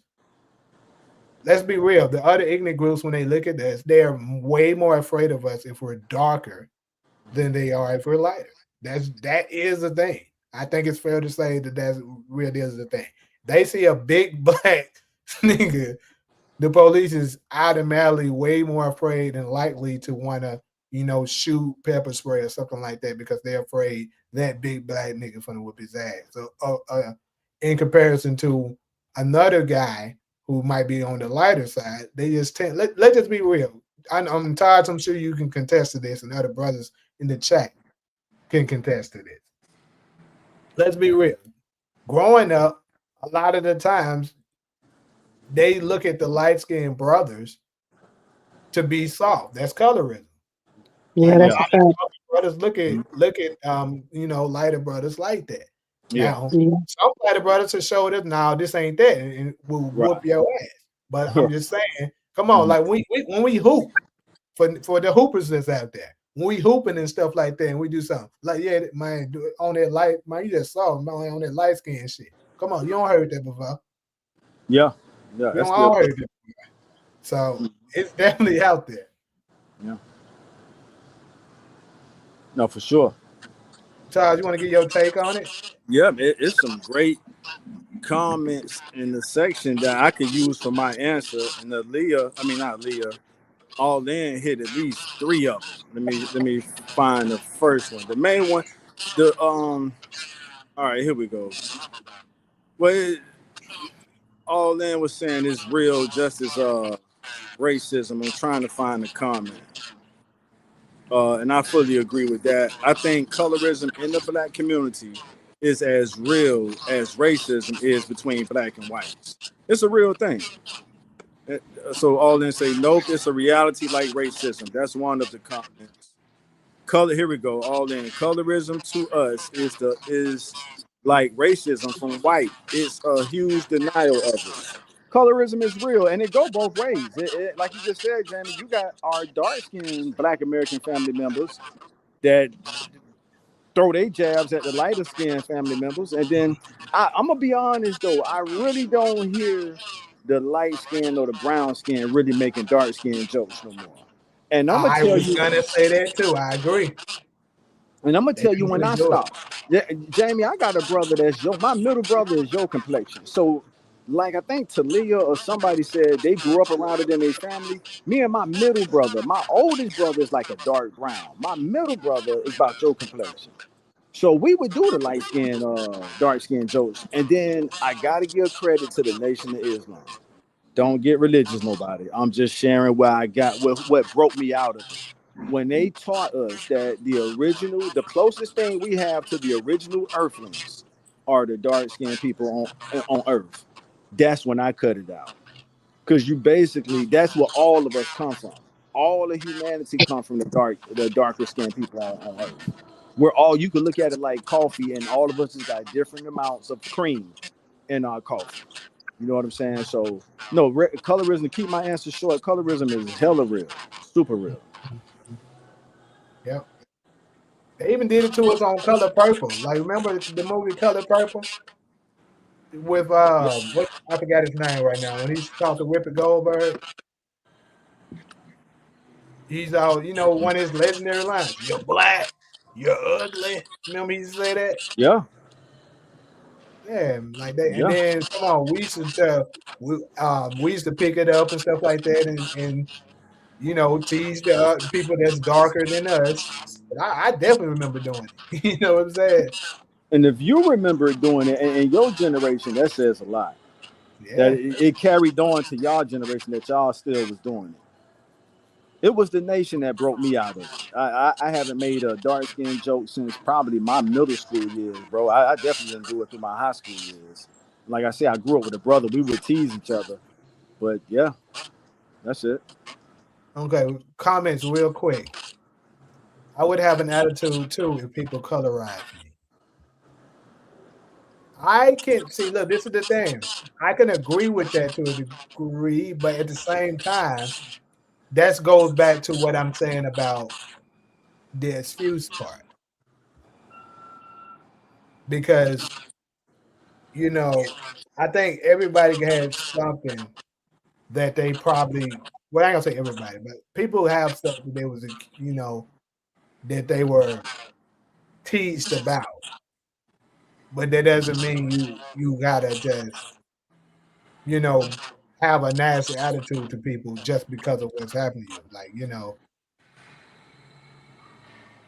because everybody's not doing that to you. Some of the time you could be being rude to the very person who might be there to bless you. You can miss out on your blessing doing it. Anyways, But we shouldn't judge people by the shade of their skin. That's actually coming from a person on Twitch. Shout out to you, Liberty Twitcher. Get my Twitch following up as well. Mm-hmm. Have you heard the good news? The price? Okay, I'm pretty sure this might be a bot. I'm not sure. Have you heard the good news? The price of sin is death, and Jesus died on the Christ to pay the price of our sins. Nah, it ain't a bot because you missed who grammar. is our? You gotta specifically identify who is our. If you ask him to come into your heart and believe he died for you, you will be saved. No, you have to specifically tell me what group of people you're talking about as you and our. Nah, I'm just playing. We ain't gonna go there. We should I don't judge want to. people as individuals, not group them as light or dark skin. Okay. I don't know because where I'm from, it's the light skinned women with the terrible attitudes. Okay. Yeah, I agree with Hezzy. It usually, and that's the reputation that they've always had. So I mean, I also think that just like when police come in contact with just one of us, the darker we are, the more likely we're to receive harsher punishment. I Hmm. think that's the same thing when it goes to like when you're interacting with someone and they do something that you don't necessarily like, your response is to say that they have an attitude or they being nasty. Just like their go-to with white women, their stance is to say that we're being aggressive. And, if we say something that they don't necessarily like or they don't agree to, or if they think we have an attitude. So I think that what you're saying, Jamie, by saying that in your experience that the darker skinned girls seem to have the nastiest attitude, I think that plays right into that when you're darker skinned, you are policed in a sort of extreme way instead of it being individuality. But anyway, I guess I was just commenting on that. But I do believe that when it comes to light skinned girls, they seem to have the reputation that they do have nasty attitudes. Now, Mm. that's the reputation, is that they are stuck up, and all of that. But I mean, that again may just be colorism in our community.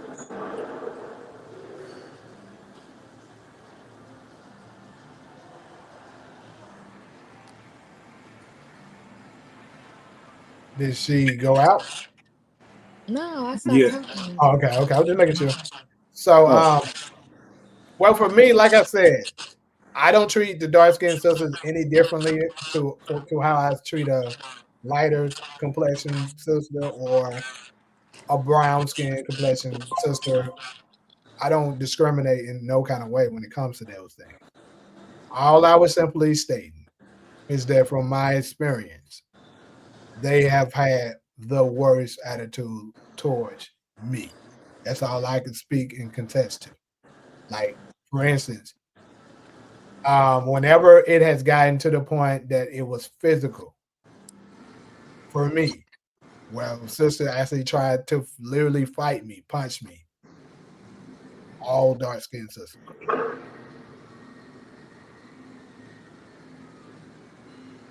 You talking So then, about You talk about females that you was like dealing with, or Yeah. Mm-hmm. Talia? And Taj, you know, it's funny. You know both of them. Yeah, You yeah, I know know, at least one. I know one for no, you sure. know both of them. I know both. Okay. Yeah.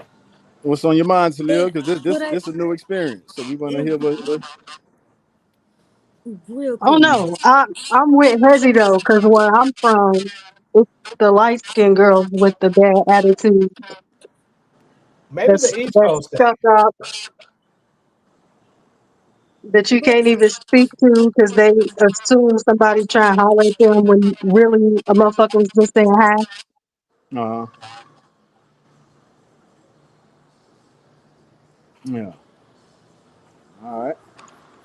but check this out. This is my response, Jamie. You said the two girls that have attempted to physically attack you happen to be dark skinned girls. But how many dark skinned girls have you dated that haven't attempted to physically assault you? You said how many have I dated that didn't? Yeah. Or how many have you met that didn't try to physically assault you? I mean, I don't know.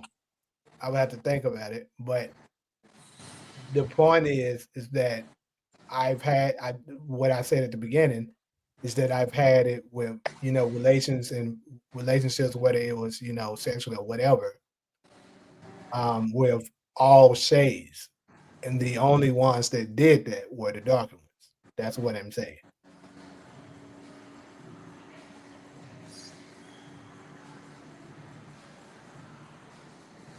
And then on top of it, it was over some stuff that really wasn't even that serious. Just getting mad, raging off jealousy to a degree.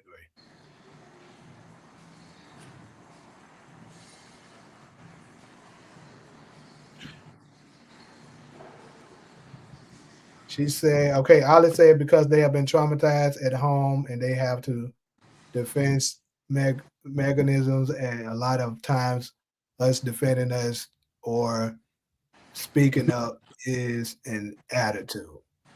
No, no, we ain't finna do that. That's one thing I'm not about to do. We ain't finna do that. It's a difference between speaking up to yourself for yourself and not allowing yourself to be disrespected and stuff like that. I'm all for you not allowing yourself to be disrespected. And I agree with you with your next comment for the ones that try to say you pretty for a dark skinned girl. That's bullshit. Obviously, you should feel highly offended if someone ever says that to you. But Yeah, I've been told that a lot. which is bullshit. You just pretty and got shit You to do just in the pretty. That's true. for dark skin. But you know, but at the same time, like I said, it's the same. It's the same for the brothers. Don't make me think this is a gender thing. Just because you're darker and maybe somebody may have teased you for it, still there's no excuse for you to go and beat up on somebody and rob somebody and stuff like that just because you're angry about that. You still have to control that shit because that don't mean everybody else owes you because of what has been done to you. Like I said, bro, growing up with me and my brothers and stuff, we didn't have the best of things and stuff like that. We got talked about and shit like that. How I had to defend myself. See, Solo knows exactly what I'm talking about because she's from Memphis. Memphis is absolutely notorious for what y'all would say roasting. We really say checking and flaming or stuff like that. But I'll use roasting because that's a terminology more people are familiar with. Memphis is absolutely notorious for that. And on top of that, they don't know when to stop. They will like if we're at school, that school start at 7:45. If we're in homeroom all day and school ends at 2:15, dumb ugly ass niggas will check you the entire 8 hours. Them mother they gonna do it the entire time. They don't care. They that ugly in Memphis. So what I'm saying is, I had my experience of being talked about and stuff like that, but I still didn't let that consume me to treating certain people a certain way because of that. It's no excuse. I just learned how to check their ass back, and if they wanted to get physical to the point that they fight. Why you keep giving us these peekaboos, Solo? I didn't mean to turn that damn camera Whatever, on. I did not. That was a mistake. I was trying to unmute myself. whatever.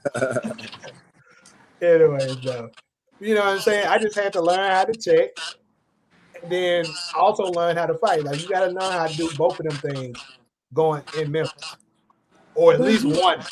You really good if you can do both. I was a special one because I could do both. Like Taj, you know my brother Thor, he only could fight. He couldn't check. So if Yeah. they check too much, he'll just fight Jamie, Yeah. Jamie, how can you say learn how to check and learn how to fight? But then this girl just said that's a mechanism for that's a defense mechanism of them defending themselves and speaking up for themselves is considered to be an attitude. So maybe she does have an attitude, but that's a defense mechanism. So how is it that you can check back and you can fight, but she can't have an attitude as a defense mechanism? I don't know how in the world you just put that together as the same thing. Because that's what you're answering. You're saying that that's an excuse for her. You're saying that that is an excuse. You're saying that I what did she not. I just said said. the opposite. Oh my God. Am I tripping? You are. No, I'm Absolutely. not asking you. I'm asking other people in on the panel. Is he not saying that? You just said that that is an excuse because they have trauma at home. You're saying that everyone has their own thing that they went through as children, and the way they had to overcome that, according to you, your example was checking and fighting. But the way that she's overcoming that, or at least trying to, or whatever her defense mechanism is, having an attitude. I see the So you're connection. saying Okay. to her that that is an attitude, and you don't have no excuses to be ugly, but you can go to school and you can check back and you can fight. No, look, this is what I said. What I said is that it is no excuse for you to just have an attitude in general for people who aren't doing anything to you. Like for instance, someone approach you. They could be simply as saying hello to you, having a brief conversation. You got attitude, rolling your eyes, saying something smart to them. There's no excuse for that, is what I'm saying. What I was saying for me in high school, as you know, in Memphis, it can be people that don't even know you will start checking you and shit for no reason. You know that. So what I said is I had to learn how to check. So when they start to check me, I would check them. And you, as you know, being from Memphis, if they know you are capable of finding their ass up, they're least likely to check you. And it's the same with fighting. If they know you can fight, obviously they're not going to try to pick on you to fight you. That's what I said. It's nowhere near the same thing as somebody having an attitude for no reason. Oh my God. I'm gonna move on. I'm not even gonna respond to that. I'm just going to You ain't got to because what you're saying ain't move making sense. on. Oh my God. You're talking about having an attitude for no reason compared to Oh, somebody who's defending themselves. I'm saying I defended myself. Whether you're trying to check me, I checked back. oh my God. Or if you're trying to fight me, I fight back, opposed to somebody just simply saying, "Hey, how you doing? Why are you but talking to me?" it That's but different. that's exactly what she's saying in the comment. She's saying that Yeah, you're right. when at times they're defending themselves or speaking up, it's They're not defending considered to themselves. They're be having an attitude Hey, for my no reason. bad, What are you y'all. talking about? Nah, no. Bradford. I'm Oh saying that God. her thing is that they're having an attitude because they're speaking up for themselves and they're defending themselves. That's exactly what she wrote in the comment. It's the same as you defending yourself when they're checking, but her is an excuse, but yours is your defense mechanism.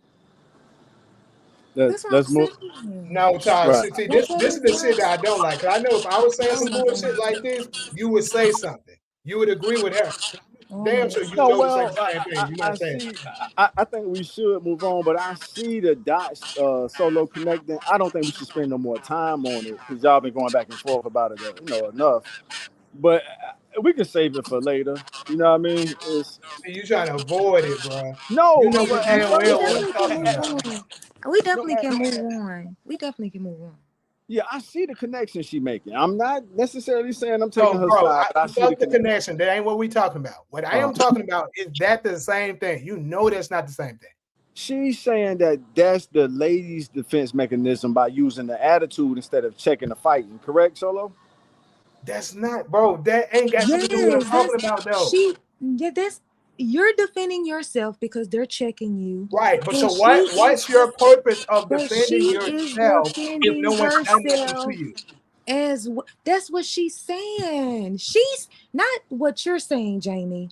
That's what she's saying in the comment. If you read it, she's saying that they're considered an attitude when they're defending themselves or speaking up for themselves, Jamie. Not what you think she's saying. That is what she's saying is considered to be an attitude. We can move on. We can move Let's on. move on, We can y'all. move on. 'Cause I'm down 40%. I ain't got the battery charger with me. Let's go. That's your last one. Yeah, it's the second phone here. All right, let's go to that.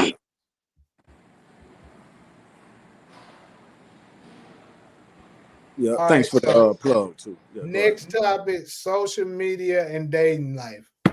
How it has affected us in our dating life. Anybody? How about it, man? I want to hear Talia because this is her first time being on the show. I know her comments are usually solid, and I think it'd be cool to hear her thoughts opposed to reading her thoughts, and then we can spread it around from there. What was the question? My bad, I was texting. Is social media ruining relationships, right, Jay? Yes. Oh. mm, Yeah, I think so. I don't really do relationships, but I was with this dude the other day and he kept telling me to put my phone down. So Interesting. Damn, definitely a that's problem. yeah, that's a whole subject right there. He told you to put your phone down. Mm. Mm, You Yeah, put the he phone was. down? Eventually, yeah. She said, she said, yeah, I guess you did. Yeah, good. But I understand where he coming from. Like, if you with me, if we in each other's presence, can we be present? So I kind of get that too. But Yeah, some women yeah, ain't that was open to his the thing.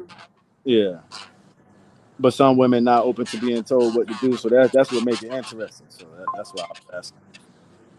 Oh, no, I don't have a problem being told what to do, but I don't know. I guess it depends on the person for real. It definitely depends on the person. I've seen that, yeah, with people. They'll let certain one guy talk to them a certain way, but another guy can't. So yeah, you're right. Yeah, that's true. But yeah, social media is definitely a problem, especially when you have people who get mad about the people who you're friends with. Mm-hmm. Because I've That's had it. that problem too. Uh huh. And I actually never solo. heard it before, but I would. That makes me want to go listen to it to see what Yeah, I the hell. laughed at that comment too. I know what you're talking about. It's my a banger. It's like the big beautiful bill. Solo, you want to go next on a social media relationship dynamic? Um, I'll go last because I'm still trying to understand what exactly are we talking about, like how relationship, how yeah. So I'm still trying to figure out exactly what Hmm. the topic is. So that's why I want Oh, to go a little okay, last. let me explain a little further, and I guess I'll go ahead and give my take too, so that way you can kind of have something to respond to. So,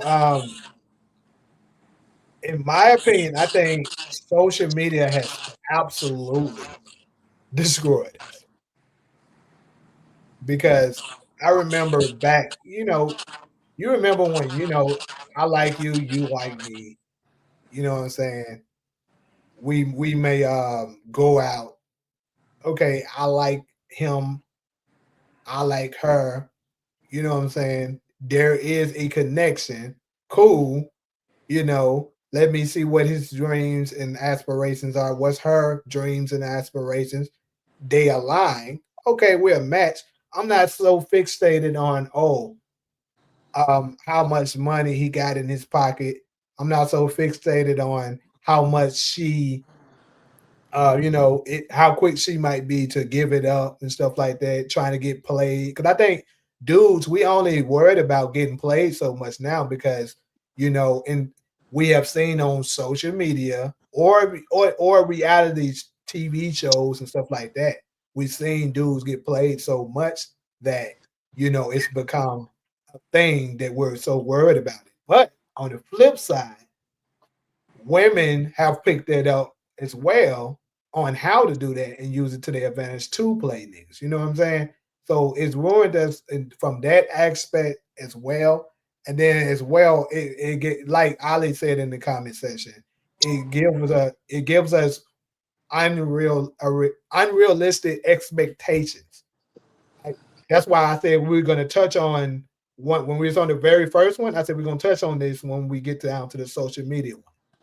The unrealistic expectations, what I was talking about during the beginning time, is you're thinking like the difference of what I was saying between the man being attracted to a woman.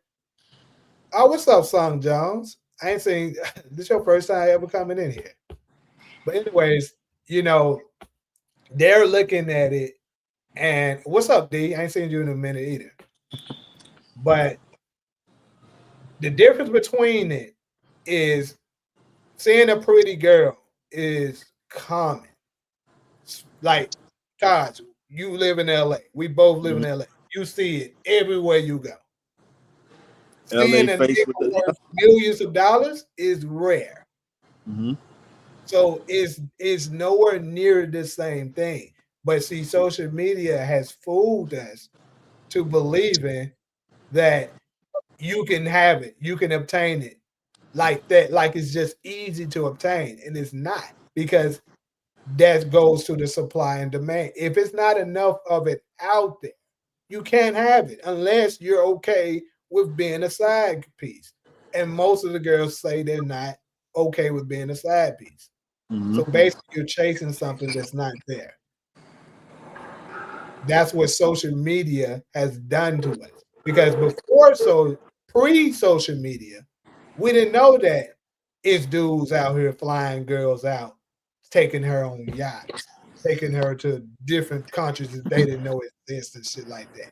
You dealt with the guys that was there with you, that treated you nice, that you felt safe around, that protected you, that cared about how you felt, that was everything that you dreamed of as a husband or as a wife. You know what I'm saying? Like for on the flip side for the men, you know what I'm saying? Thinking that she should be doing all of this and all of that. You probably never even thought about this shit until you seen social media. So that's what I'm talking about with social media has destroyed us and made us have unrealistic expectations.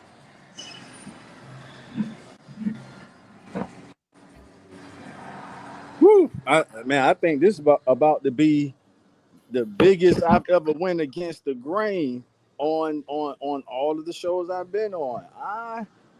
I'm hopeful for social media. I like social media. I think it's only 20 years old. MySpace came out in '03. Facebook came out in '05. Black Planet came. If y'all remember that, some Black Planet might be older than some of y'all on here. But so it's a young art form, and I think maybe in 5 to 10 more years, it's gonna kind of settle down. It's gonna calm down to where, and this is just what I'm hoping for. That it is people understand better how to use it in relationships.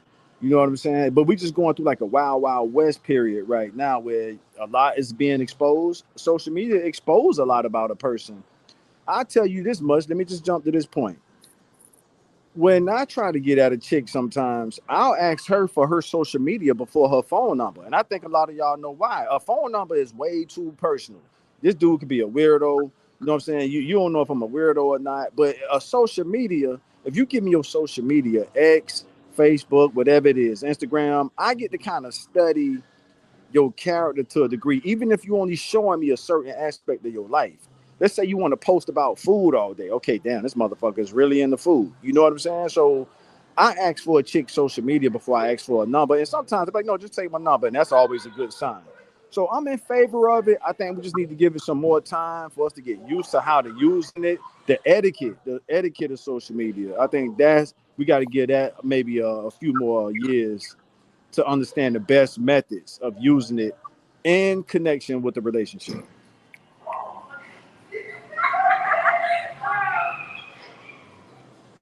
But since everybody quiet, let me make this one more point. I'm old enough to remember not having social media, and I want to make a bold statement. It's the most powerful tool I've witnessed in my lifetime. So I know a lot of people have their thoughts about it. They basically put the power of a TV production in our hand with the smartphones, whether it's Android or iPhone. iPhone is putting out movie camera phones now. You could film TV shows and movie scenes with your iPhone 17, 16, what have you. So it's the most powerful. Look what it's doing to the mainstream media. That's my last point. Look how you know how many stories have been broken on social media first, and then mainstream media was forced to pick it up because everybody was talking about it on social media. So I just think it needed a little more time to for us to get the etiquette right. That's it. I remember not having social media too. You remember that? Yeah, Slightly for us, I would say. No, me and Solo is close to the same age, so I would say slightly for me. I remember it, but most of our lives, social media was here. Right. So as an old head, let me just give y'all the dynamic of not growing up without it. And I grew up watching TV, Yo MTV Raps, Rap City, and that shit always looked cool on TV, whether it was New York City, whatever it was. So now to get the technology to where you can show your lifestyle, whatever you want to show. If you want to exaggerate, that's your channel. The TV shows exaggerate.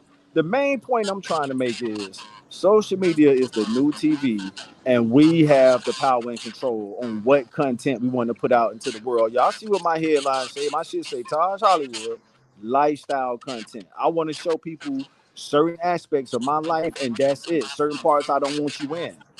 Other parts I do, and that's my choice. That's it.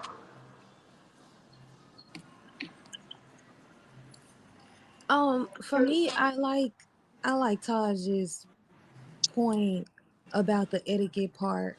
I think social media can be a very powerful tool that we can use.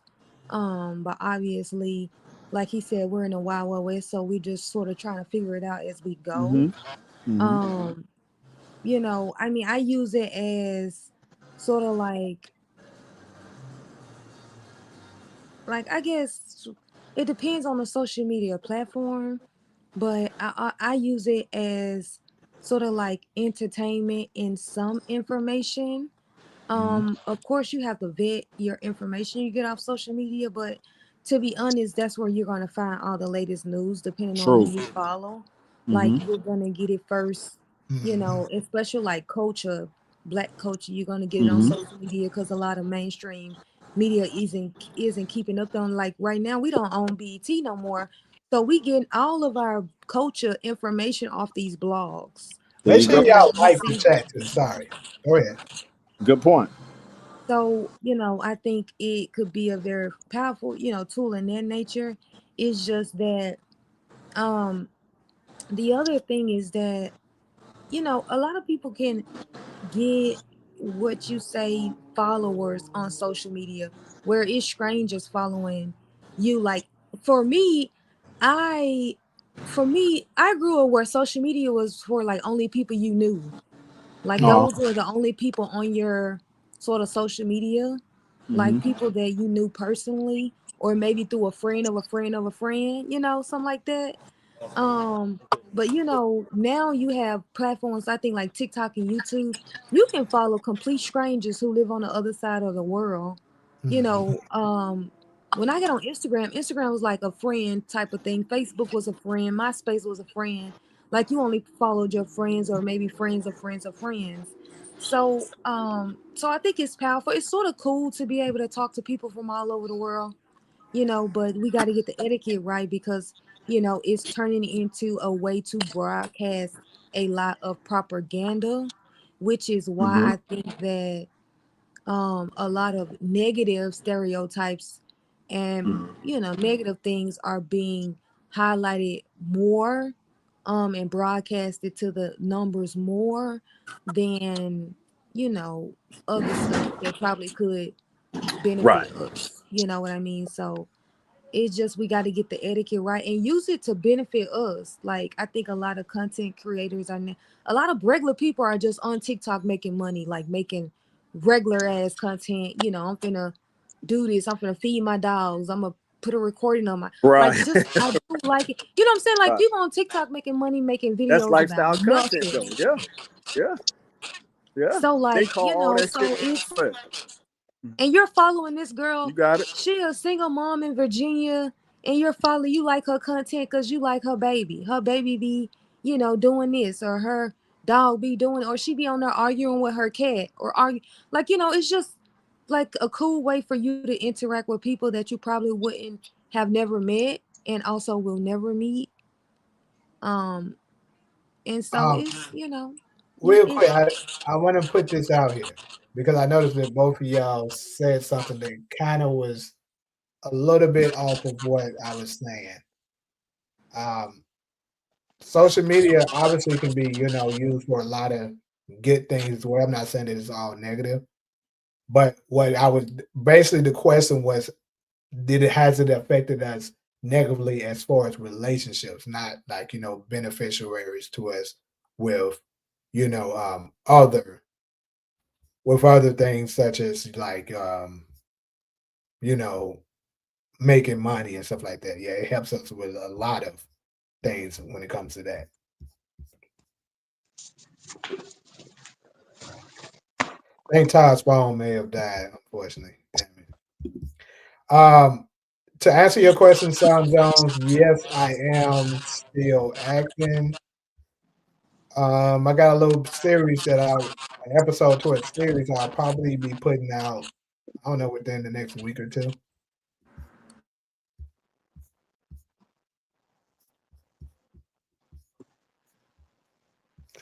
Anybody else wanted to add something before I address the rest of these comments? Nope. Okay, let me start these comments. I'm solo one. I'm sure she's about to come back in. Um,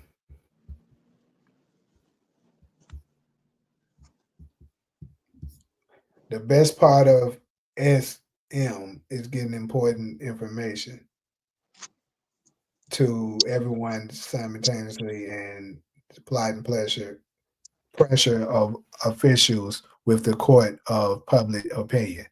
On the downside, seems like they're more introverts. See, yeah, that's what I'm saying. Like, what I'm saying is like, there's definitely, there's definitely benefits, of course, of it. But I think as far as relationships, it kind of hinders us a bit. I I think that's a way to sort of look at it. I also like think about the people who've met their spouses on social media. I think that could potentially be a benefit. Um, I mean, a way to keep in contact with people. I mean, I think the propaganda that a lot of people like to get on social media and say that could spark conversation or spark a debate sometimes is them negatively broadcasting certain stereotypes in our community, and that could be hindering our relationship. um Ultimately I think a lot of I think people a lot of people Are you getting feedback? Are you Because going I to am. because I Yeah. yeah. Somebody turned on Somebody YouTube. touched on YouTube.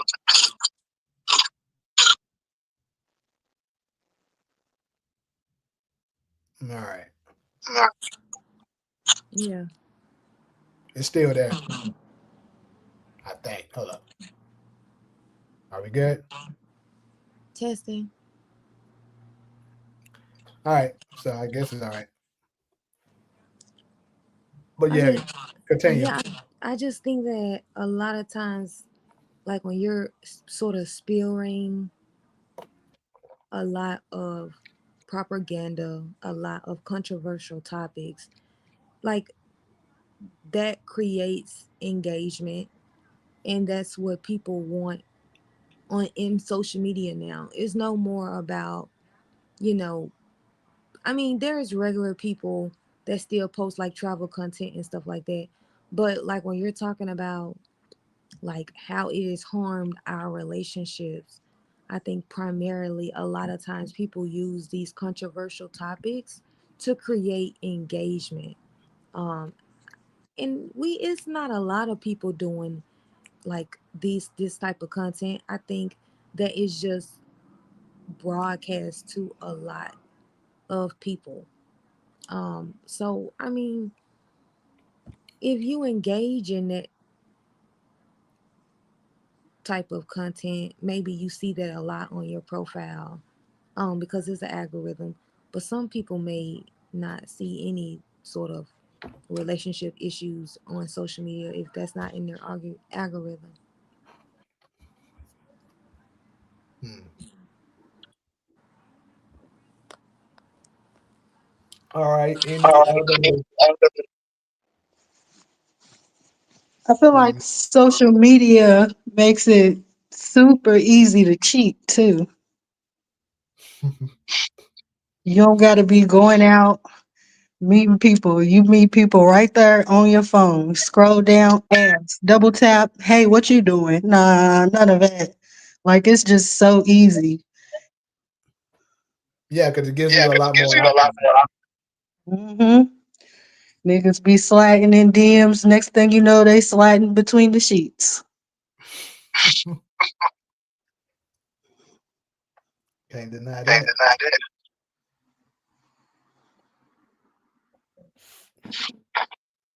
All right. I'm All gonna right, move I'm on gonna to move the on to last the topic. last topic. You have a You have echo an coming echo. from her. I think she I think has he something. has. It's on It's on Talia's. the lid. What? It was on It was Talia's on the thing. That's lid, what baby.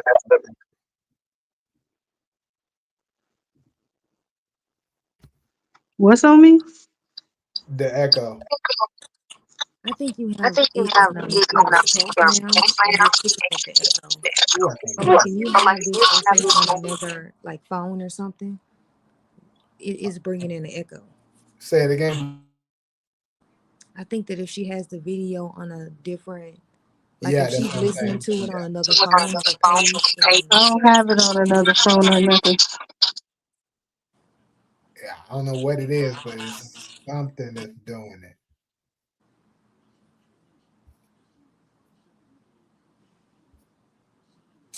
Really hate when it start to do that. I need to look in on it more to figure out what caused those.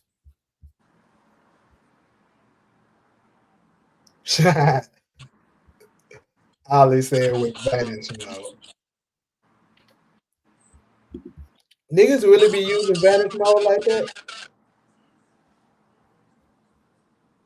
Cheating niggas do.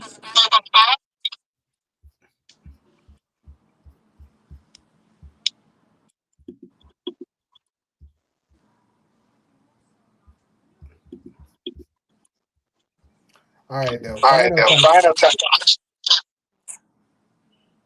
Um, so this is a topic that I got from, I think this on another content creator's channel a while back, and I thought this one was pretty interesting, so I wanted to bring it to the table and get y'all take on it.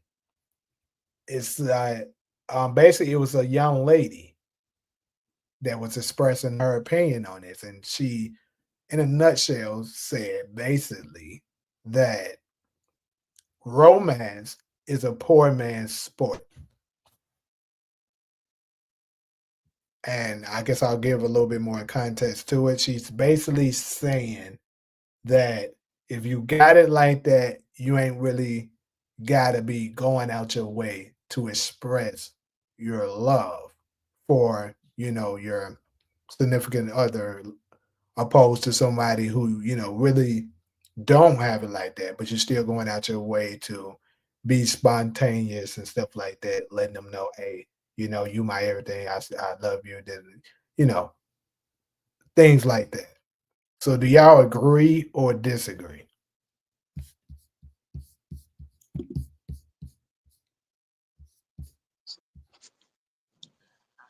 I agree. Okay. Okay. Can you explain why? Explain why. I agree because if you got money, I mean, yeah, you don't have to do all that. You just got money, so you gonna get bitches. They just gonna come to you regardless. But I don't know. I don't really get down with the romance and dating and Valentine's Day and all of that. So maybe I'm not the one to ask.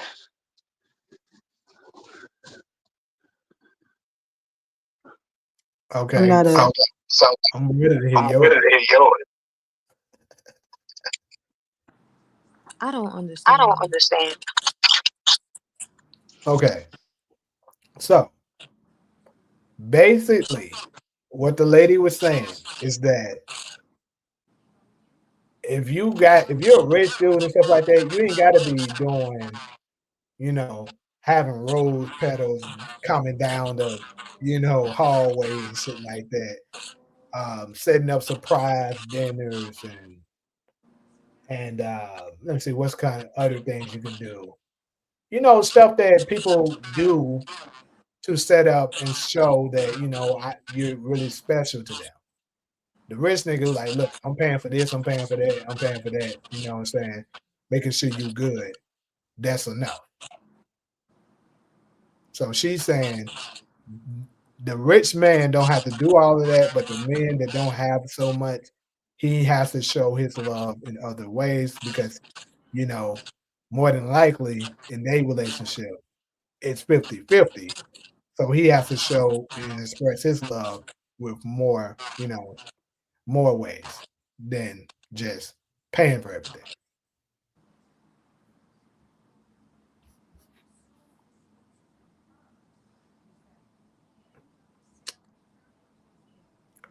Um, I think that okay, so I guess I agree in part and disagree in part. I think that depends on what you consider to be romance, right? Because to me, if he's paying all of my bills, if I'm with the rich man and he's paying all my bills and he's giving me my little money and taking care of me, that's all the romance I need. Then I know, yeah, like that's the romance I need, so to speak, right? Quote unquote. But if I am dating someone who can't do that and I'm having to go 50-50 with them, then how they're see this is I guess this is why I'm sort of confused on do I agree with that? I guess it's romance on both. I think both of them are providing romance. I think a lot of time with rich men when they're dating rich men, I think they have a certain type of woman, and a lot of them women have that date rich men, and I'm talking about real wealth. They know the game, so to speak. They know how this works. So they don't expect him to be at the house every night or to be able to do all of this because he's put me in a $5 million house. He's paying for everything. I got his master's card, or I got his card, I can go tear the mall up, and that's how he makes me happy, right? Mm. So to me, them women consider that to be romance. That is romance. I think that the flowers and stuff is what other men consider to be romance.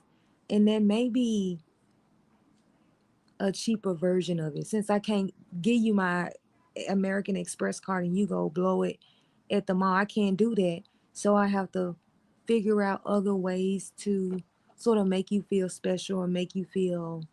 So I agree with that. I just think that the rich men are doing the romance too. They're just putting on a different type of romance to the woman that they're dating.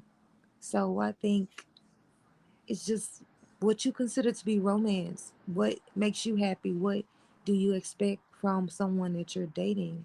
I mean, the rose petals is pretty cheap, don't you think? I mean, how much rose petals cost? Well, I mean, shit. I mean, yeah, it don't cost too much, but oh shit, top and came back. Yes. So we on the last segment.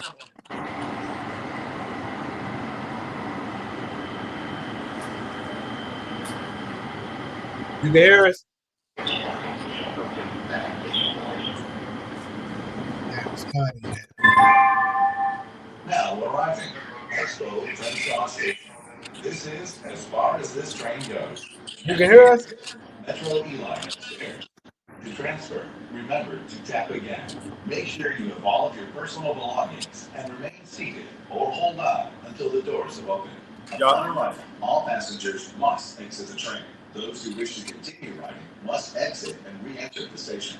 Y'all hit the last topic yet? We on the last topic. Okay.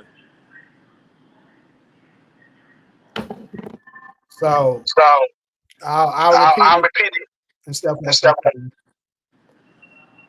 that. Basically, I'm asking, it was a young lady. Basically, she was saying that romance is a poor man's sport, meaning that all this, oh, I'm gonna buy you some flowers and stuff like that, and a dinner on Wednesday, every once in a while, or make a nice bath for you and stuff like that when you come home from work, or things like that. And opposed to a rich nigga, he ain't doing none of that. But hey, he paying all the bills. You ain't never got to worry about paying anything. So what she's saying is that rich niggas and stuff like that, they ain't really got to do all that stuff, that romance shit. That's just a plus if he chose to do so. But that's really what's something that was created for the poor guy to be able to court, basically express themselves to their woman to show their affection. So, yeah. And I was getting people's opinion on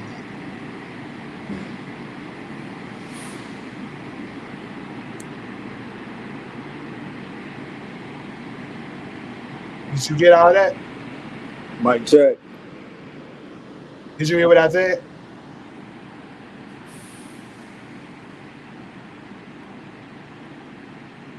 Yo, can you hear me? Jay, you can hear so me? you good? Yeah, I'll Yeah, say that I'll like say that I'll like say the I'll say whole the whole speech speech then. then.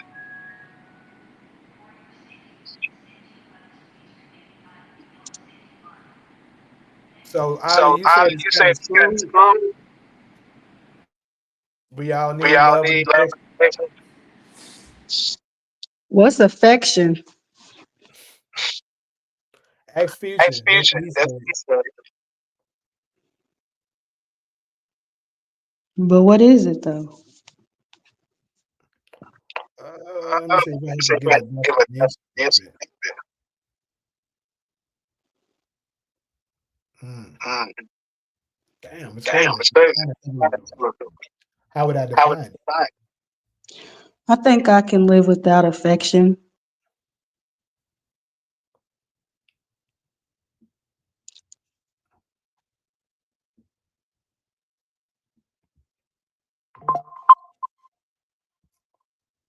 Might as well answer this. But I seen this post recently where this dude invited this chick over and he made like chicken nuggets and fries and had something called Josh wine. I don't drink alcohol, so I don't know what that is. But she was not happy and she posted it on Snapchat and was like, look what this nigga done made. She left while he was in the bathroom. He texted her and was like, what's the problem? And she was like, nigga, I don't want to eat that shit. And he was like, you ain't have to post it on Snapchat though. But he's See, you should have somebody said who that on the first time. I mean, the topic right before this. uh, well, it could be on both because he's somebody who's not, romance. Well, it can't be. Well, he's clearly broke because he tried to feed the girl chicken nuggets and fries and she wasn't with it. So she But didn't see, want that romance. I would say pre-social media, that would have been okay because they got such high expectations of things. They, think they're supposed to be rewarded. Yeah. I seen another one where the dude sent the girl $2,000 for her birthday, and she was like, "What I'm gonna do with that?" And he was like, "I don't know." He was like, "I don't know, go shopping or something." And she was like, "Nah, I think I'm gonna just send it back. We've been together long enough that you should be able to give me more than $2,000." And I was like, "Bitch, what?" That's Shit. crazy. Damn. And then he told her he only had like $50 left. She was like, "Well, here, you can have your money back," and she actually sent it back.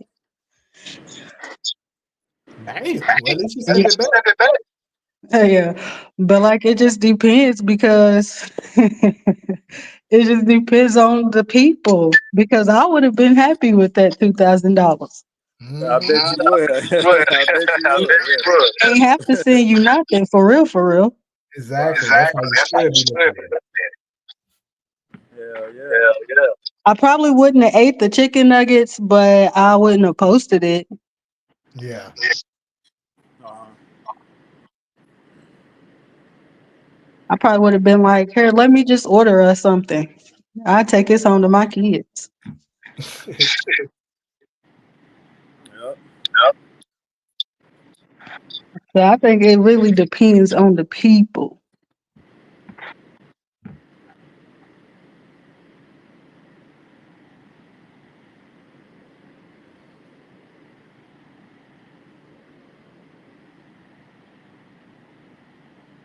Todd, you want to give me your opinion on it? Yeah, I use romance more as like a reward. So if I'm dating a chick and she does something that's worthy of a romantic gesture, I'll do it then. But and I understand the title "Romance is a Poor Man's Sport," but that shit get expensive. And for the first time, I'm gonna go ahead and say it, Jamie. I've told you on just private phone calls, like that's what dates. Going out on dates is what led me to producing rom-com melodramas on my YouTube channel because that shit was starting to add up. So when you say romance is a poor man's sport, I'm like, not I understand what they mean by that, but that shit add up. You take somebody out, man, that shit can easily run $50 to $150, depending on what you're doing. So I started taking some of that money, adding a little more to it, and I would just produce romantic comedy scenes and just post them on YouTube. This ain't a shameless plug, y'all. I'm not trying to plug my movie channel, but I'm just giving y'all the history of where it came from. It came from me taking different ladies out on dates, and some would turn out good, some wouldn't. Some would be a one and done. You took her out, neither one of us was feeling each other's personality, and that was it. But that money is spent. So I was like, damn, what can I do to have something to show for my money? And I'm already out here in Hollywood, California, learning. I was working as a background extra, on set and a stand-in. So I'm watching the craft, and I just started producing my own rom-com melodramas. And that's where it came from. So romance ain't necessarily a poor man's sport. That shit add up. But I do understand what they mean by the title. and I use it as a reward in my real life when I'm really dating somebody. Because I don't think most chicks appreciate that shit anyway. Like that we get called the nice guys for trying to be romantic. So yeah, that's my spiel right there.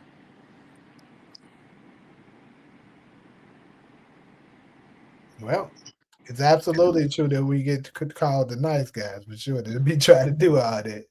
Yeah. And one more thought, Jamie. I meant to get this out when I was logging back in. And this is an insecurity of mine. I'm gonna be vulnerable enough to share one of my insecurities. I don't like to give a lady nothing another man can take advantage of, with the exception of going out to eat. So I don't mind because we both know I don't necessarily want to eat by myself. So I could just enjoy your company, whether we going home together or not. That's not always the case. But let's say when it's not the case, I don't mind. Let's say she go hook up with another dude right after I just took her out to eat. I'm okay with that. I like going to nice places, sitting down, having a nice meal, and you don't necessarily owe me something after that. As far as everything else, so something like stuff like money and all that shit, I don't like to give a chick nothing another dude can take advantage of. To where I'm just feeling played like, okay, she used me like what Talia was saying, and I caught the tail end of it with the person who got the $2,000. Let's say they would have gave half of that money to her dude. I don't want to call him a pimp, but y'all get where I'm going with this. So that's an insecurity of mine. Maybe that's something I have to work on. But I kind of, with the exception of taking a chick out to eat, everything else they got to earn. That's me.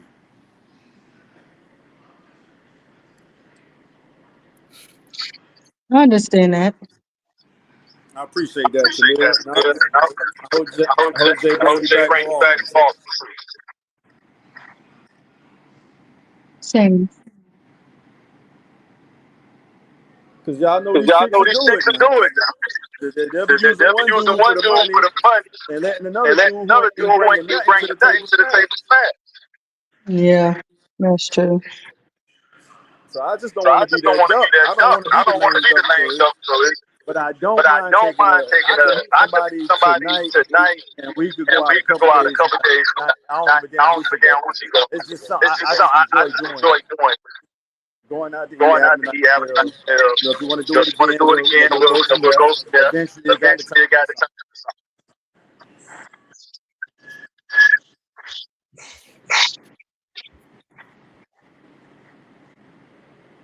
All right.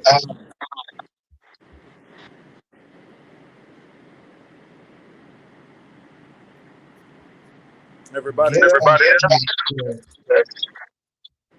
What Solo said? Solo went already? Yeah. Yeah, I did, but really enjoyed the session.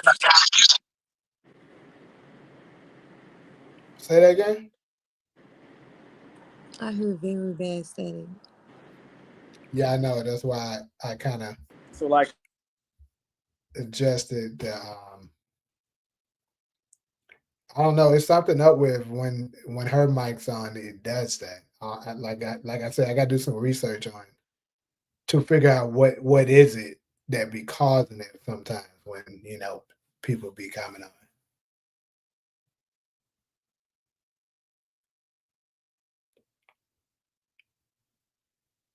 Todd just gone?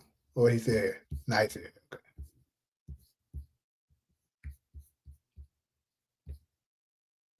I don't know though, because he ain't saying that. Hey Todd, you still there? Yeah, something done happened. But anyways, I think I'm gonna get ready to go ahead and wrap this thing up. Been a nice, another good live for us and stuff like that. Great topics. Talia, appreciate you stopping through and coming on up. Solo, you already know. Another Sunday, another great podcast. Another time for us to disagree in the public eye.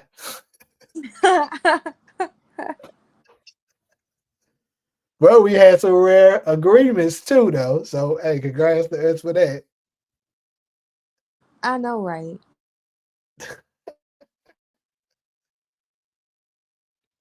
Cause yeah, that's the funny part. Yeah, this shit is nothing new. It's just this is what we do behind closed doors. God. First time ever we agreeing on something. Appreciate you, Ali. Like always. Ali, you got to come up one of these days too.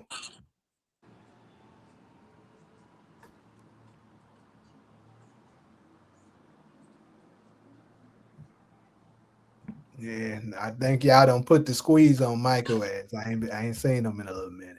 Finally got his ass up out of here. Or he finally got tired.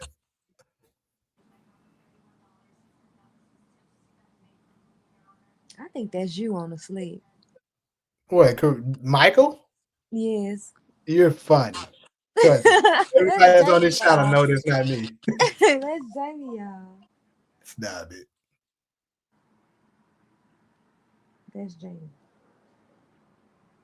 That's head. The only reason why you ain't saying it no more because Hezzy been tearing his ass up.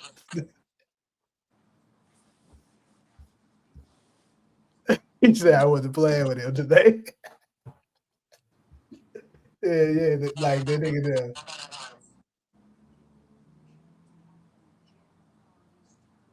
You know good damn well that ain't me. She lying. Ah,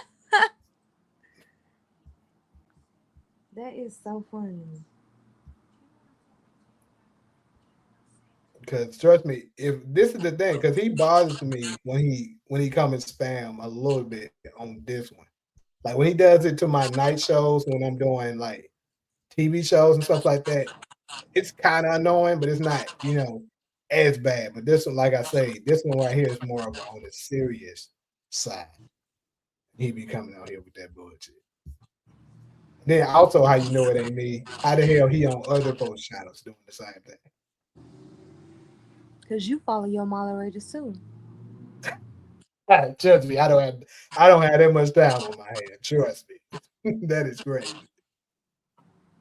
Damn, bro, I'm finna lose to the damn house. Ain't that a bitch? That's Jamie, y'all. Who's Shit, playing the Hawks? the sun. Oh. Somebody need to hit this Somebody three. hit this three. Solo, stop Solo, lying. stop lying. You look at YouTube. Look at You got YouTube. the Yeah. tab. She said the host is like, oh, fuck.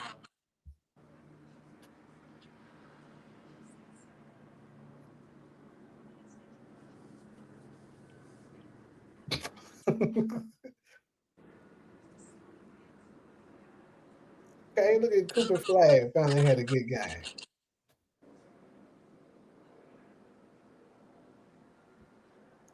Devin Booker got 27. Come on, bro. I need you to get 2 more points. You can do it. 7 seconds 7 left. seconds left. What's the most you ever won?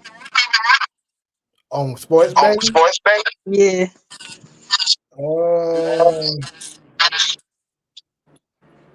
like from Like 1 from to one entry, to I was like I was like 4,000. 4,000. Damn.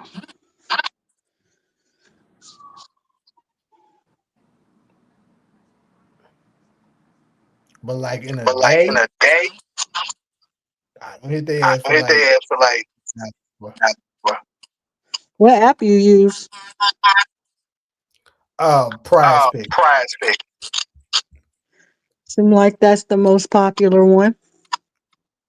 I mean, I guess you I can mean, I say that, guess you can but say that. But we can't use we can't use FanDuel fans in in California, so California, we so can use Prize Pick. I think I'm gonna get into that. Don't do it. You're gonna Don't be do it. addicted. You'll be I'm gonna be addicted. Yeah. Yeah. Stop capping, Stop solo. capping, Solo. Matter of fact, get your ass Get on your ass TikTok. on TikTok. I can send you I the think cat. you're okay. No, I'm not No, getting I'm on not TikTok, please. please. No. No. All right. All Get your right. ass in Get your the street then. ass.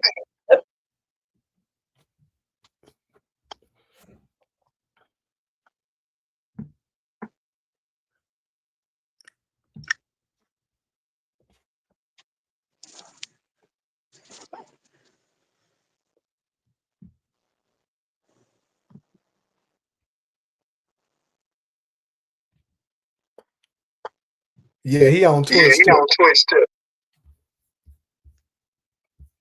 It might be It solo. might be solo. Why she trying to Why put she it trying to put it on on me? He's, When did you said Michael Ferguson is doing this? You said he's commenting on Twitch now? Yeah, the nigga on Twitch. The nigga on Twitch. That's crazy. But look, think about this. When did Michael start? Probably like 2 months ago. Probably. When did Solo show up? That's how you. I don't know. That's the thing. Solo, you can't push that narrative because all of these people that's in the chat right now, for at least a year. Michael didn't exist. Well, my first podcast was in Puerto Rico. Hold on. Say that again. My first podcast was in Puerto Rico. No, that was the second one. How the hell you gonna tell me? Because I remember it. That's how. Fuck. I'm telling you, it's the Well, second. that's even more closer. That makes me more innocent because that's further away from 2 months ago. 2 months ago it's November. That's September the 15th. That was no. Yeah. That shit was in August. You said he came 2 months ago. No, he started doing the apologize to me shit like 2 months ago. Don't try to flip the switch. That's you. I'm telling y'all, it's her, y'all. She tried to put this shit on me. Nah, you know what? I would have probably had a more black name. It wouldn't have been discretionary or like objectively racially ambiguous. Now my name would have been black as fuck. My troll name would have been black as fuck. I'll give you that. It would have been some shit like that. Yeah, it would have been black as fuck. So damn, you already know my little burner account, so I ain't got no more burner accounts.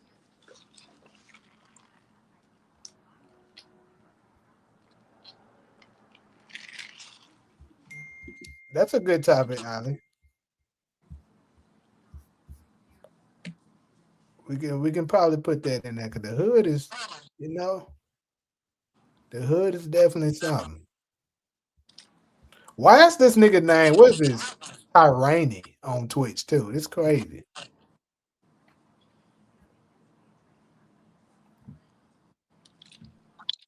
It's tyranny because he's a tyrant. He is a damn annoying ass tyrant for sure. I'll come up next week. If I'll just skip the Bible talk if y'all doing that. Damn. Hey, bro,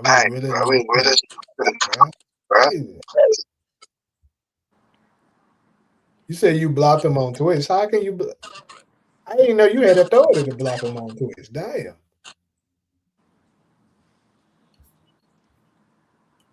I guess that shit work. I guess if it's connected, you can do it like that. I didn't know that.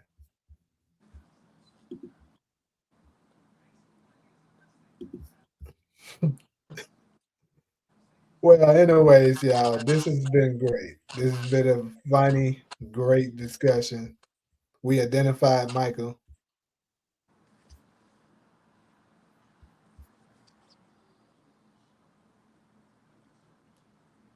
Oh, okay, I get you. You blocked him on yours.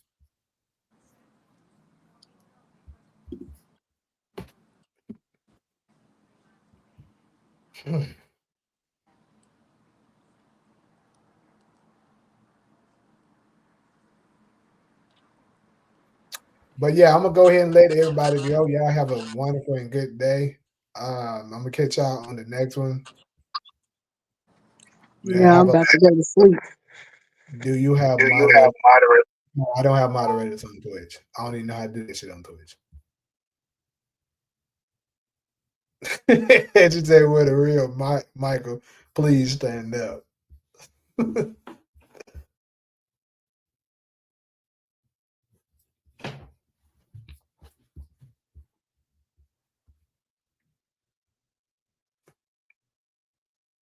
Is it Michael or Branford? I don't know, bro. Brand, we all know that's the same person too, but.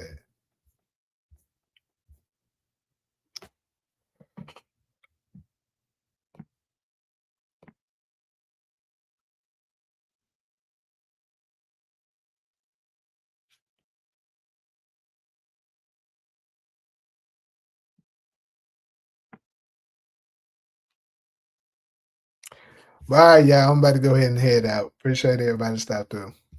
All right. Have a good night, y'all. All right. Bye.